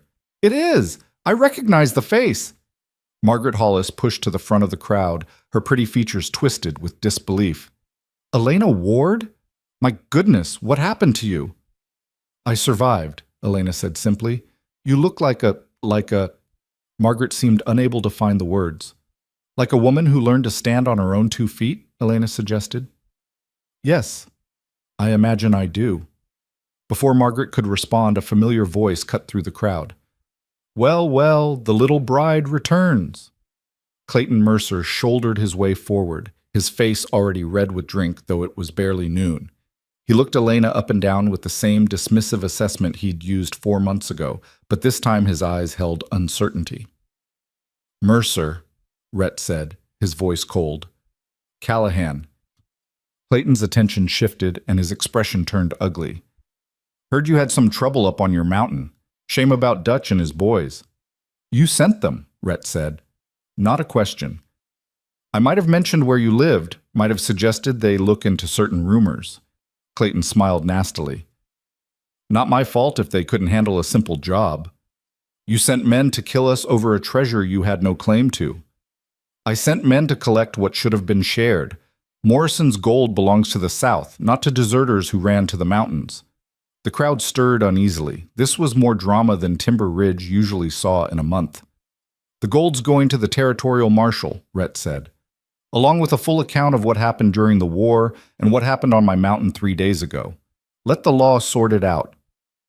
"The law?" Clayton laughed. "The law don't care about some old Confederate gold, but they might care about murder. Those men died on your property, Callahan, by your hand." "Self-defense. That's for a judge to decide." Clayton's smile widened. "And while we're settling old debts, there's the matter of my property." "What property?" Elena asked, her voice cutting through the tension. Clayton turned to her, eyes gleaming. "You, sweetheart. You signed a contract with me. I paid for your passage, your expenses. By law, you owe me that money. $200 plus interest." Elena felt the crowd's attention snap to her. This was it, the moment she'd been both dreading and anticipating. "I signed a contract for marriage," she said clearly. "You voided that contract when you publicly rejected me. By your own words, I wasn't what you paid for. Contract says you owe me regardless. It says right here." Clayton pulled a folded paper from his coat, waving it triumphantly. "If the marriage don't go through for any reason, the bride must repay all expenses within 30 days. Well, it's been 4 months, Miss Ward, and I'm calling in your debt." Murmurs ran through the crowd. Elena felt Rhett tense beside her, ready to intervene, but she put a hand on his arm. This was her fight. "How much exactly do you claim I owe?" she asked. $200 for the original contract, plus 4 months of interest at standard rates. Call it $300 total. $300. More money than Elena had ever seen in her life. Money she couldn't possibly have, except she did. Elena dismounted smoothly, reaching into her saddlebag. The crowd pressed closer, curious. Clayton's smile grew wider, anticipating her humiliation. She pulled out a leather pouch and opened it. Gold coins caught the sunlight, gleaming bright and impossible. The crowd gasped. Elena counted out coins with deliberate precision, her movements calm and controlled. 100, 200, 300. She stacked them on the hitching post beside her horse, each clink of metal against wood loud in the sudden silence. $300, she said. Confederate gold minted 1863, worth more than federal currency in these parts, I believe. Clayton's face had gone from red to purple. Where did you get... Does it matter? I'm paying my debt. Publicly. With witnesses. Elena gestured to the crowd. I'm sure everyone here can testify that Clayton Mercer received full payment for his expenses, plus interest. This is stolen money, Confederate gold. Is legal tender in Montana territory, a new voice said. The crowd parted for Marshal Tom Brennan, a weathered man in his 50s who'd been watching from his office across the street. He walked to the hitching post, examining the coins. Confederate currency's still good here, he confirmed. And if Miss Ward is paying a legally owed debt, that's a legitimate transaction. He looked at Clayton. You want to refuse it? Clayton's hands clenched into fists. He'd been outmaneuvered and he knew it. If he refused the money, he had no claim. If he took it, Elena was free. Take the money, Mercer, Marshal Brennan said quietly. Take it, and count yourself lucky. The lady's willing to pay. For a long moment, Clayton stared at the gold coins. Then, his face twisted with rage, he swept them into his own pouch. Debt's paid, he spat. But don't think this is over, Callahan. You and your mountain bride. You're not welcome here. We don't need to be welcome, Elena said, her voice steady and strong. We don't need your approval or your acceptance. We came here to settle accounts with the law and to make clear that we won't be driven out by greed or intimidation. She turned to address the crowd directly, these people who'd watched her humiliation and done nothing. 4 months ago, I stood in this square and you laughed at me. You watched a man mock me for my appearance, for my worth, and you found it entertaining. Her voice carried across the street. I don't blame you for that. I was weak then, desperate. I'd let the world tell me I was worthless for so long that I believed it. The crowd shifted uncomfortably. But I'm not that woman anymore. I learned to survive in the mountains. I learned to hunt, to fight, to stand on my own 2 feet.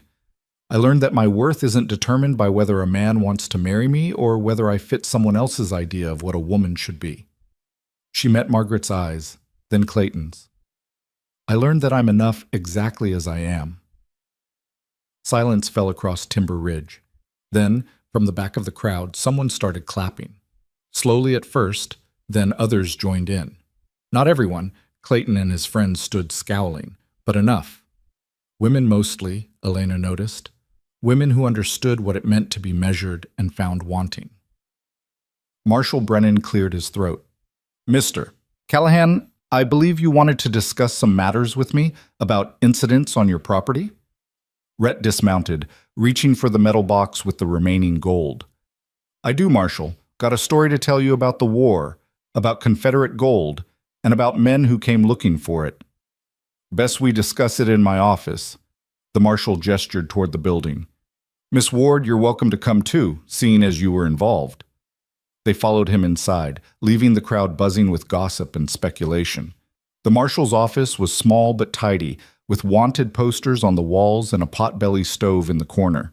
Rhett set the box on the Marshal's desk and told the story from the beginning, Morrison's unit, the gold transport, the war's end, the decision to scatter. He didn't hide his own guilt, didn't try to paint himself as innocent. I took my share and ran, he said bluntly. Figured I'd earned it through blood and hardship. Took me 5 years to realize I was just carrying around another kind of burden. And Dutch Hammond, the Marshal asked, came looking for it 3 days ago, brought 2 others. They threatened Miss Ward, attacked my property, tried to kill us both. Rhett's voice was flat, factual. I defended what was mine. They died in a rock slide while trying to flank our position. Marshal Brennan absorbed this, his weathered face thoughtful. You got witnesses to the attack? Just Elena. They hit us when we were alone. That's a problem. Your word against dead men and rumors. I know. Rhett met his eyes steadily. But I'm not running anymore. I'm willing to face whatever charges you think are warranted. Just keep Elena out of it. She did nothing wrong. I was there, Elena interjected. I fought alongside him. If he's guilty of defending his home, then so am I. The Marshal sighed, running a hand through his gray hair. Dutch Hammond was wanted in 3 territories for robbery and murder. Pike Swanson had a price on his head in Wyoming. The third man, I don't know, but if he rode with those 2, he wasn't any better. He tapped the gold box. As for this, Confederate currency in private hands is legal. The war's over. The Confederacy's dead. This gold belongs to whoever holds it, far as I'm concerned. You're not going to arrest me? Rhett asked. For what? Killing wanted criminals who attacked your property? Keeping war spoils that nobody else has a legal claim to? Marshal Brennan shook his head. I got better things to do than prosecute a man for defending himself and his woman. Elena felt relief flood through her, though she kept her expression neutral. But, the Marshal continued, I'd recommend you don't advertise that you've got gold hidden on your mountain. Word spreads, and there's always men desperate enough to try their luck. Dutch won't be the last. Well, already figured that out, Rhett said, which is why we're making some changes. Over the next hour, they discussed practicalities. Rhett would sell some of the gold to buy land closer to town, not in Timber Ridge, but near enough to civilization that they wouldn't be completely isolated. He'd register the claim properly, pay taxes, establish legitimate ownership. Going respectable? The marshal asked with a hint of amusement. Going smart, Rhett corrected. Can't build a future if I'm constantly looking over my shoulder. When they finally emerged from the marshal's office, the crowd had dispersed somewhat, but plenty of people still lingered, watching with barely concealed curiosity. Margaret Hollis was waiting near their horses, her expression complex.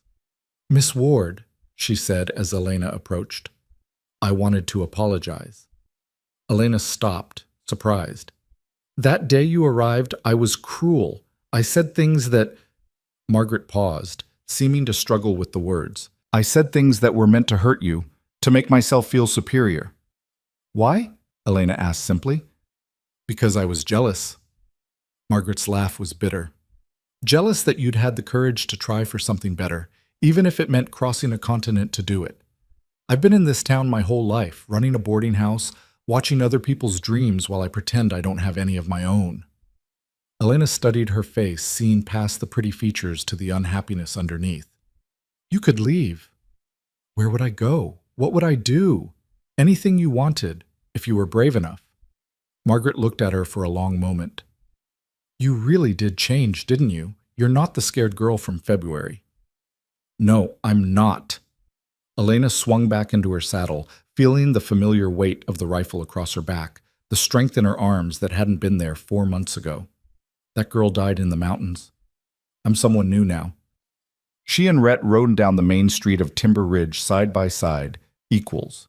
Behind them, Elena could feel the weight of watching eyes, could imagine the conversations that would dominate dinner tables for weeks. But she didn't care. Let them talk. Let them speculate. Let them wonder how the rejected mail-order bride had transformed into someone who could pay a $300 debt in gold, who could ride like she was born to it, who could look Clayton Mercer in the eye without flinching. They made camp that night a few miles outside town, under stars that seemed brighter than ever. As they sat by the fire, Rhett pulled Elena close. "You know they'll never forget what you did today," he said. "Good. Mercer will make trouble. He's not the type to let this go." "I know." Elena turned to face him. "But we'll handle it, together." Rhett kissed her forehead. "When should we do it? Get married proper, I mean." "Soon, before summer," Elena smiled. "I want to be your wife before we start building that house you mentioned. It won't be fancy. I'm no architect. It'll be ours. That's all that matters." They spent the next 2 days exploring the land around Timber Ridge, looking for the right spot. Rhett knew the territory well, and he showed Elena parcels that were still unclaimed, valley land with good water, hillsides with timber, meadows that would support livestock. Elena fell in love with a spot about 8 miles from town, where a creek ran through a natural clearing and mountains rose like protective walls on 3 sides. It was beautiful, practical, and most importantly, defensible. "This one," she said with certainty. Rhett walked the perimeter, studying the land with his tactical mind. Good sight lines, water source, timber for building, close enough to town for supplies but far enough for privacy. He turned to her. "You're sure?" "I'm sure." They filed the claim the next day, paying with gold that was no longer hidden but legitimate. The land office clerk processed the paperwork with barely concealed curiosity, clearly dying to ask questions but professional enough not to. As they left with the deed, a legal document that said this land belonged to Rhett Callahan and Elena Ward in equal partnership, Elena felt something settle into place inside her chest. This was real. This was hers. Not given to her by a husband or dependent on a contract, but earned through survival and strength and refusal to give up. They returned to the mountain cabin one last time to collect their belongings and say goodbye to the place that had sheltered them through the worst of winter. Elena walked through the small space, remembering the woman who'd first stepped through that door, cold, desperate, broken. "You all right?" Rhett asked, watching her from the doorway. "Just thinking." Elena touched the rough log wall. "This place saved my life, not just physically, but in every way that matters. It was just a cabin." "No." She turned to face him. "It was where I learned who I could be when nobody was watching, when I had to rely on myself instead of hoping someone else would save me." She crossed to him, taking his hands. "It was where I learned to love you." Rhett pulled her close. "I love you too. Have for weeks now, but I didn't know how to say it. You showed me every day, with every lesson, every moment of patience, every time you trusted me to be strong instead of treating me like I was fragile." They stood there in the cabin doorway, holding each other, saying goodbye to the isolation that had forged them both. Then they loaded the pack horse with the last of their possessions, locked the cabin door, and started down the mountain toward their new life. Spring turned to summer as they built their home. Rhett designed it, and Elena helped execute the plan, a real house with multiple rooms, a stone fireplace, glass windows, and a covered porch. They hired help from Timber Ridge, men who needed work and didn't ask too many questions about the couple building a homestead in the valley. Elena worked alongside them, hauling timber and mixing mortar and learning carpentry. The workers were skeptical at first, but she won them over with competence and relentless determination. "Miss Ward's stronger than most men I know," one of them remarked to Rhett. "Just Ward now," Elena corrected, wiping sweat from her brow. "We're getting married next week." The wedding was simple, just Elena and Rhett in front of Marshal Brennan, who was also the territorial justice of the peace. No guests, no ceremony, just two people promising to stand beside each other for the rest of their lives. Elena wore a dress she'd sewn herself from fabric bought in town. Nothing fancy, but clean and new and hers. Rhett wore his best shirt and had actually trimmed his beard for the occasion. "Do you, Rhett Callahan, take this woman to be your lawfully wedded wife?" Marshal Brennan asked. "I do." "And do you, Elena Ward, take this man to be your lawfully wedded husband?" Elena looked at Rhett. This man who'd seen her at her lowest and believed she could rise, who'd taught her to be strong instead of trying to keep her weak, who'd chosen her not because she fit some ideal, but because of who she actually was. "I do," she said, her voice steady and sure. They sealed it with a kiss, and just like that, Elena was no longer a rejected mail-order bride. She was a wife, a partner, a woman building a life on her own terms. The house was finished by August, solid and beautiful, with a bedroom and a kitchen and a main room with the stone fireplace Rhett had promised. They moved in on a clear summer day, carrying their few possessions across the threshold together. That night, lying in their own bed in their own house on their own land, Elena felt a peace she'd never known was possible. "Happy?" Rhett asked, his arm around her. "More than I ever thought I could be." "Even though we're not in Boston? Even though this isn't the life you imagined?" Elena thought about the factory girl she'd been, the desperate woman who'd signed a mail-order bride contract, the person who'd thought survival meant making herself small and acceptable. "This is better than anything I imagined," she said, "because I didn't imagine I could be this person, strong and capable and free." Rhett kissed her temple. "You were always this person. You just needed space to grow." They fell asleep to the sound of wind in the pines and water running in the creek, two people who'd found each other in the worst circumstances and built something beautiful from the wreckage. But their story wasn't over yet. The trouble came on a crisp September morning, 3 months after they'd moved into the house. Elena was in the garden she'd planted behind the house, harvesting the last of the summer vegetables before the first frost hit. The work was meditative, satisfying in the way all productive labor had become for her. She'd planted these seeds, tended them through drought and insects, and now she was reaping what she'd sown. It felt like a metaphor for her entire life. She was reaching for a particularly large squash when she heard hoofbeats, multiple horses moving fast. Elena straightened, her hand automatically going to the knife at her belt. Old habits died hard. Rhett emerged from the barn where he'd been working on winter preparations, rifle already in his hands. They'd developed an unspoken language over the months, a way of communicating danger without words. 6 riders crested the hill, moving toward the house in a loose formation that Elena's trained eye recognized immediately as tactical. These weren't casual visitors. "Inside," Rhett said quietly. "No." Elena moved to stand beside him. "We face this together, remember?" He didn't argue. They'd been through that conversation enough times that he knew she meant it. The riders pulled up 20 feet from the porch. Elena recognized the man in the lead immediately, Clayton Mercer, his face red with more than just exertion. Behind him were 5 men she didn't know, all armed, all wearing expressions that said they were here for trouble. "Callahan," Clayton said, his voice thick with something that might have been whiskey or might have been rage. "We need to have a conversation." "Then talk," Rhett said, "but your men stay where they are." Clayton dismounted, swaying slightly. Definitely whiskey. The other men remained on their horses, hands resting casually near their weapons. "I've been thinking about that gold you handed over to the marshal," Clayton said, moving closer. "Been thinking about how convenient it all was.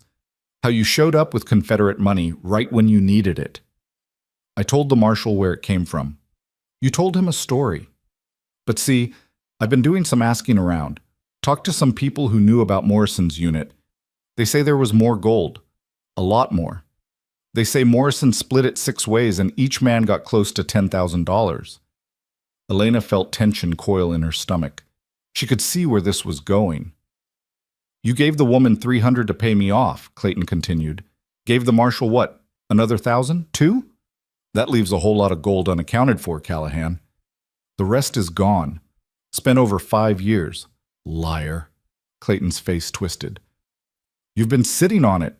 Probably buried somewhere on this land you bought. Land you paid for with what? More of that same gold?" "I paid with money I'd saved from selling pelts."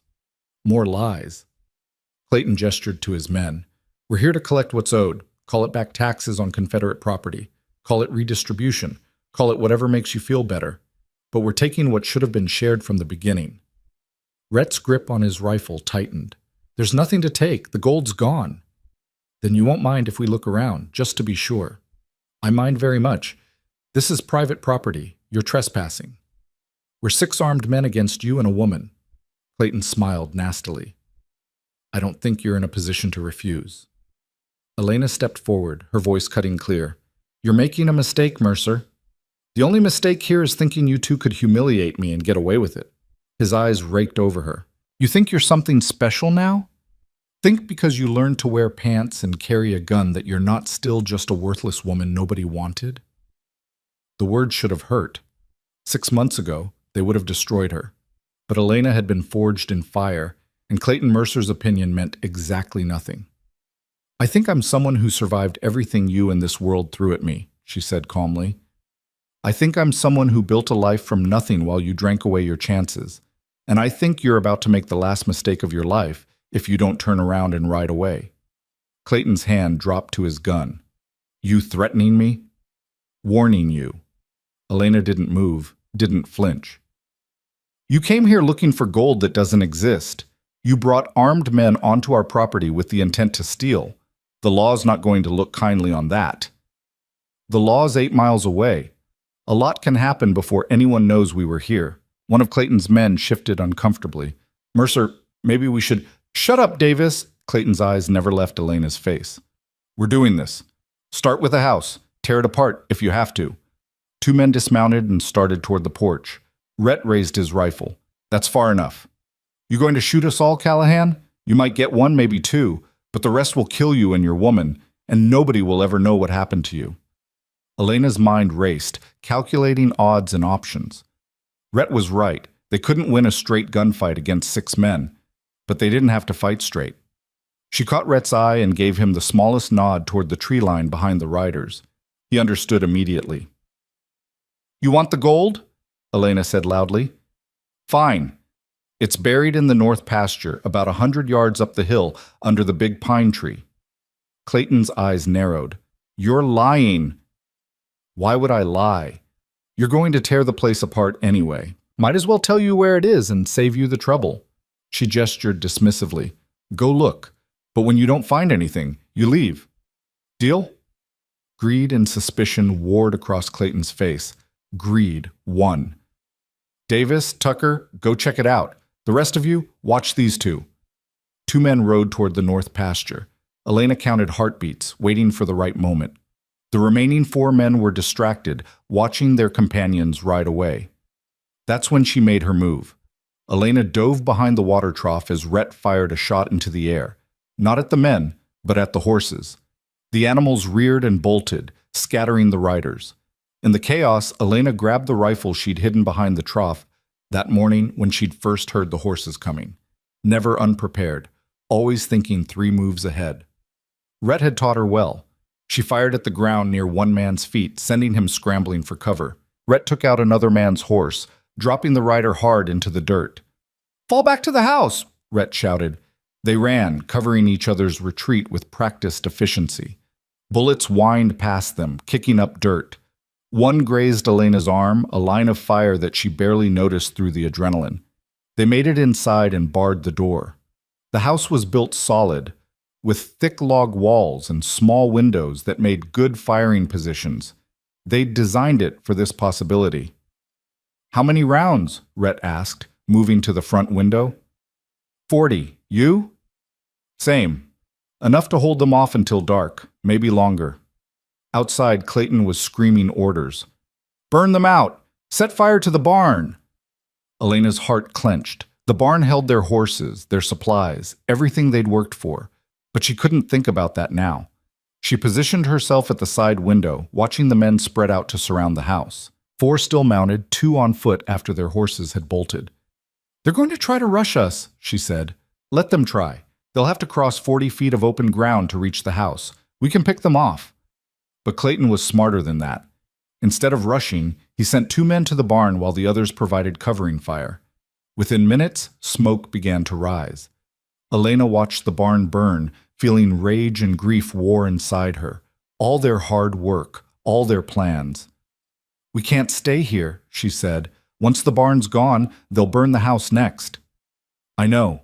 Rhett's jaw was set. "We need to break out, get to the horses before they're lost in the fire." "That's suicide. They'll cut us down the moment we step outside." "Not if we create a distraction." Elena looked at him sharply. "What kind of distraction?" Rhett moved to the back of the house where they'd stored barrels of lamp oil for winter. His expression was grim. "The kind that levels the playing field." Understanding dawned. "The hillside, above the barn." They'd noticed it when they first claimed the land. The slope above the barn was unstable, loaded with loose rocks held in place by a few key boulders. Spring runoff had made it worse, undermining the foundation. Rhett had wanted to stabilize it. They'd never gotten around to it. Now that instability was going to save their lives. "If we can trigger a slide while they're focused on the barn," Elena began, "we'd have to get above it, circle around through the back, leave the house undefended." "They want the gold, not the house. They'll stay focused on the barn and on watching for us." It was a desperate plan, but desperation was something Elena understood intimately. They gathered what they could carry: ammunition, water, knives. Elena strapped her rifle across her back, checked her pistol. Rhett did the same. "Ready?" he asked. "Always." They slipped out the back window, using the smoke from the burning barn as cover. The men were focused on the front of the house, shouting for them to surrender. Elena and Rhett moved through the trees like shadows, using every technique they'd learned during the long winter. Silent feet. Controlled breathing. Absolute focus. They circled wide, climbing the hill above the barn. The smoke was thicker here, burning Elena's eyes and throat. Below, she could see Clayton's men. 4 of them had dismounted now, moving closer to the house while keeping the barn between them and the windows. "There," Rhett whispered, pointing to a massive boulder at the top of the slope. "That's the keystone. Move it, and everything below comes down." "How do we move it?" "Leverage." He pulled out a thick branch they'd grabbed on the way up. "And timing. We need them in the path when it hits." Elena studied the layout below. The barn was fully engulfed now, flames reaching toward the sky. The men were moving in a loose group, using the fire as cover while they approached the house. "When I say go, we push," Rhett said, wedging the branch under the boulder. "Then we run like hell toward the creek. Water will protect us from the fire." Elena put her hands on the branch, feeling the rough bark bite into her palms. Below, Clayton was shouting something about smoking them out like rats. She thought about the woman she'd been 6 months ago, broken, desperate, convinced she was worthless. She thought about everything she'd survived since then, the mountain, the wolves, Dutch and his men, her own transformation from victim to survivor. And she thought about the life she and Rhett were building, a life these men wanted to destroy for greed. "Now!" Rhett shouted. They threw their combined weight against the branch. For a terrible moment, nothing happened. The boulder stayed fixed, immovable. Then it shifted, just an inch, then two. Then it tumbled free. The boulder crashed down the slope, gathering speed and debris.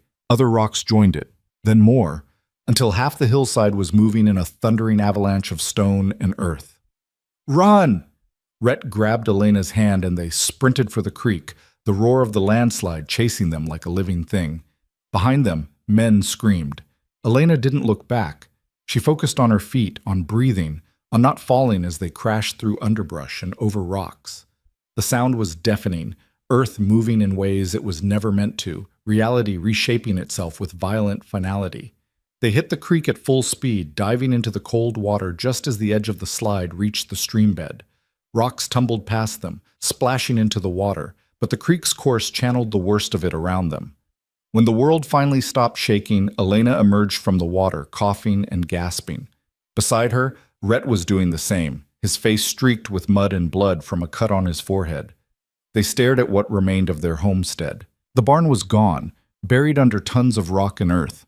The house still stood, but it was damaged, part of the roof caved in where debris had struck it. And scattered across the transformed landscape were bodies, Clayton's men, caught in the path of the slide. Elena and Rhett climbed out of the creek, moving carefully across the unstable ground.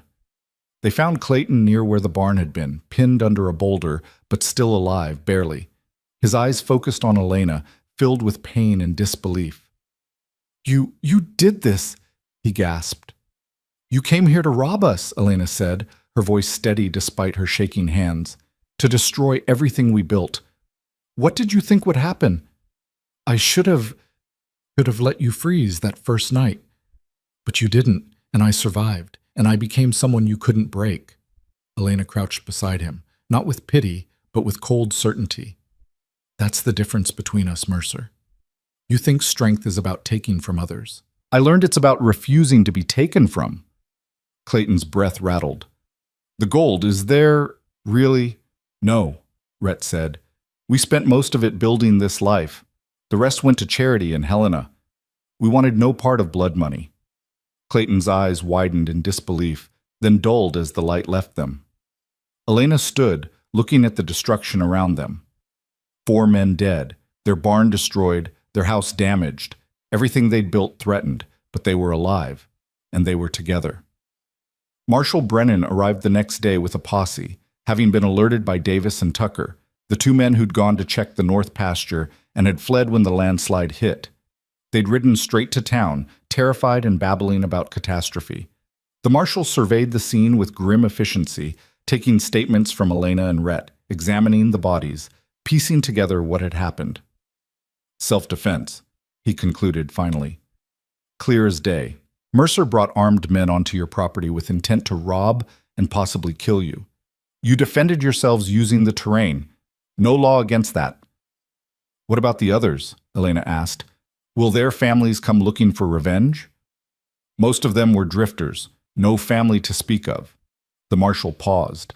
"And honestly, Mrs. Callahan, you've got a reputation now. The mail-order bride who survived winter in the mountains, who paid off her debt in gold, who defended her home against 6 armed men. People in these parts respect strength. They're more likely to leave you alone than come looking for trouble." Over the following weeks, they rebuilt. The barn was a total loss, but they constructed a new one with help from some of the same workers who'd built the house. The house itself was repaired, stronger than before. Word of the battle spread through the territory. Some people were horrified. Others were impressed. But everyone understood the message. Rhett and Elena Callahan were not to be trifled with. Timber Ridge's attitude shifted noticeably. When Elena rode into town for supplies, people nodded respectfully instead of whispering. Margaret Hollis actually smiled and offered her coffee. The shopkeepers gave her fair prices without trying to cheat her. She'd become part of the community not through acceptance or approval, but through respect earned in blood and fire. One afternoon in October, as the aspens turned gold and the first snow dusted the mountain peaks, Elena stood on the porch of their rebuilt home and watched Rhett work with the horses in the new corral. She felt movement in her belly, just a flutter, barely noticeable, but unmistakable. She'd suspected for a few weeks now, but this was the first time she'd felt the baby move. Life growing inside her, a future taking shape. She thought about the woman who'd stepped off that stagecoach 10 months ago, desperate, broken, convinced she had no value beyond what a man decided to give her. That woman was dead.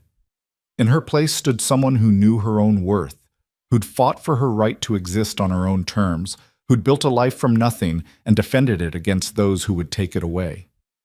Rhett noticed her on the porch and waved. She waved back, her hand unconsciously moving to her stomach. She'd tell him tonight about the baby, about the new life they'd created together. But first she wanted to savor this moment. The clean autumn air, the solid house behind her, the good man who loved her, the land they'd claimed and defended, and the absolute certainty that she was exactly where she was meant to be. Winter came early that year, fierce and unforgiving, but Elena and Rhett were ready. Their stores were full, their home was warm, and they had each other.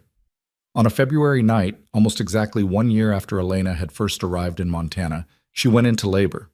Rhett had ridden to town to bring back the midwife, a capable woman named Mrs. Brennan, who was also the marshal's wife. She'd helped deliver half the babies in the territory and approached Elena's labor with calm efficiency. "First babies take their time," she said, setting up her supplies. "Could be hours yet. You just focus on breathing, dear." But Elena's baby had other ideas. 6 hours after the contraction started, Elena held her daughter, red-faced and screaming and perfect, in her arms. "She's got spirit," Mrs. Brennan observed. "Born fighting." "Like her mother," Rhett said, his voice thick with emotion as he looked down at his wife and child. They named her Grace for the mercy they'd found in each other. Grace Callahan, born in the mountains to parents who'd survived everything the world threw at them. As Elena nursed her daughter that first night, watching Rhett sleep in the chair beside the bed, unwilling to leave them even for a moment, she thought about grace in all its forms. The grace of a second chance, the grace of a man who'd seen her potential when everyone else saw only failure, the grace of survival against impossible odds, the grace of love found in the darkest places. She looked down at Grace's tiny face, already so fierce, so determined, and made a silent promise. This daughter would never doubt her worth, would never let anyone tell her she was less than she was, would grow up knowing she could be anything, do anything, survive anything, because she'd have parents who'd proven it was possible. The years that followed were good ones. Rhett and Elena expanded their homestead, adding livestock and crops. They hired workers during busy seasons and became known as fair employers who paid honest wages. Their reputation grew not as people to be feared exactly, but as people to be respected. Grace grew into a wild, fearless child who could ride before she could walk properly and who showed no interest in dolls or dresses. She preferred following her father around the ranch, learning to work with animals and repair fences, or helping her mother in the garden and learning to shoot. "She's going to be trouble," Rhett observed one afternoon, watching 5-year-old Grace attempt to lasso a fence post. "She's going to be unstoppable," Elena corrected, pride warm in her voice. 2 more children followed, a son named Thomas and another daughter named Rose. The house that had seemed so large when it was just Elena and Rhett grew comfortably full with the sounds of children and life. Timber Ridge itself changed too. New families arrived, drawn by tales of opportunity in the Montana Territory. The town expanded, adding new shops and a proper school. Margaret Hollis eventually sold her boarding house and moved to Helena, where Elena heard she'd started a dress shop and was doing quite well. Marshal Brennan retired, replaced by a younger man who'd heard stories about the Callahans and treated them with cautious respect. And Clayton Mercer became a cautionary tale. The man who'd let greed destroy him, who'd underestimated the wrong people. On the 10-year anniversary of Elena's arrival in Montana, she and Rhett stood on their porch and looked out over everything they'd built. The ranch was prosperous now, with good grazing land and timber rights and a reputation for quality livestock. The house had been expanded twice to accommodate their growing family. "Do you ever regret it?" Rhett asked. "Everything that happened, the hard road we took to get here." Elena thought about the question, about the woman she'd been, desperate and broken, about the journey that had nearly killed her, about the battles they'd fought and the scars they both carried. "Not for a second," she said, "because that hard road made us who we are. It taught me I was stronger than I ever imagined. It brought me you. It gave me this life." She gestured to the ranch, to the mountains beyond, to the open door behind them, where their children's laughter spilled out into the evening air. "I was rejected by a man who thought I wasn't good enough," Elena continued. "And it was the best thing that ever happened to me, because it forced me to become someone who didn't need his approval or anyone else's, someone who could build her own life on her own terms." Rhett pulled her close, pressing a kiss to her temple. "You know, when I first saw you in that town square, I thought I was just saving someone who needed help. I didn't realize you'd end up saving me too." "We saved each other." "Yeah, we did." They stood together as the sun set over the mountains, painting the sky in shades of gold and crimson. Somewhere in the house, Grace was arguing with Thomas about whose turn it was to feed the chickens. Rose was probably reading, curled up in her favorite chair by the fire. This was home. Not because it was perfect, but because they'd fought for it, bled for it, built it with their own hands and defended it against those who would take it away. Elena had traveled across a continent seeking security and found something far better. She'd found herself. The woman she was always meant to be, buried under years of poverty and desperation and other people's expectations. She'd been told she was worthless, and she'd proven them wrong. She'd been rejected, and she'd built a life more valuable than anything that rejection could have offered.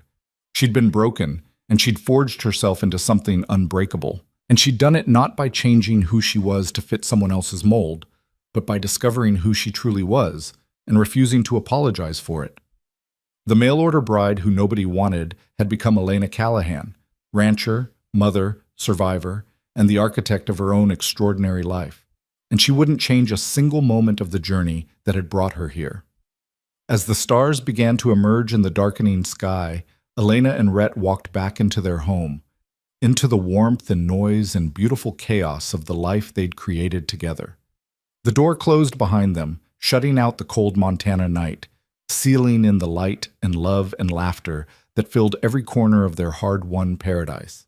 And somewhere in the mountains, the wind whispered through the pines, carrying stories of strength and survival and the indomitable spirit of a woman who'd refused to let the world break her. Her legacy would outlast them all.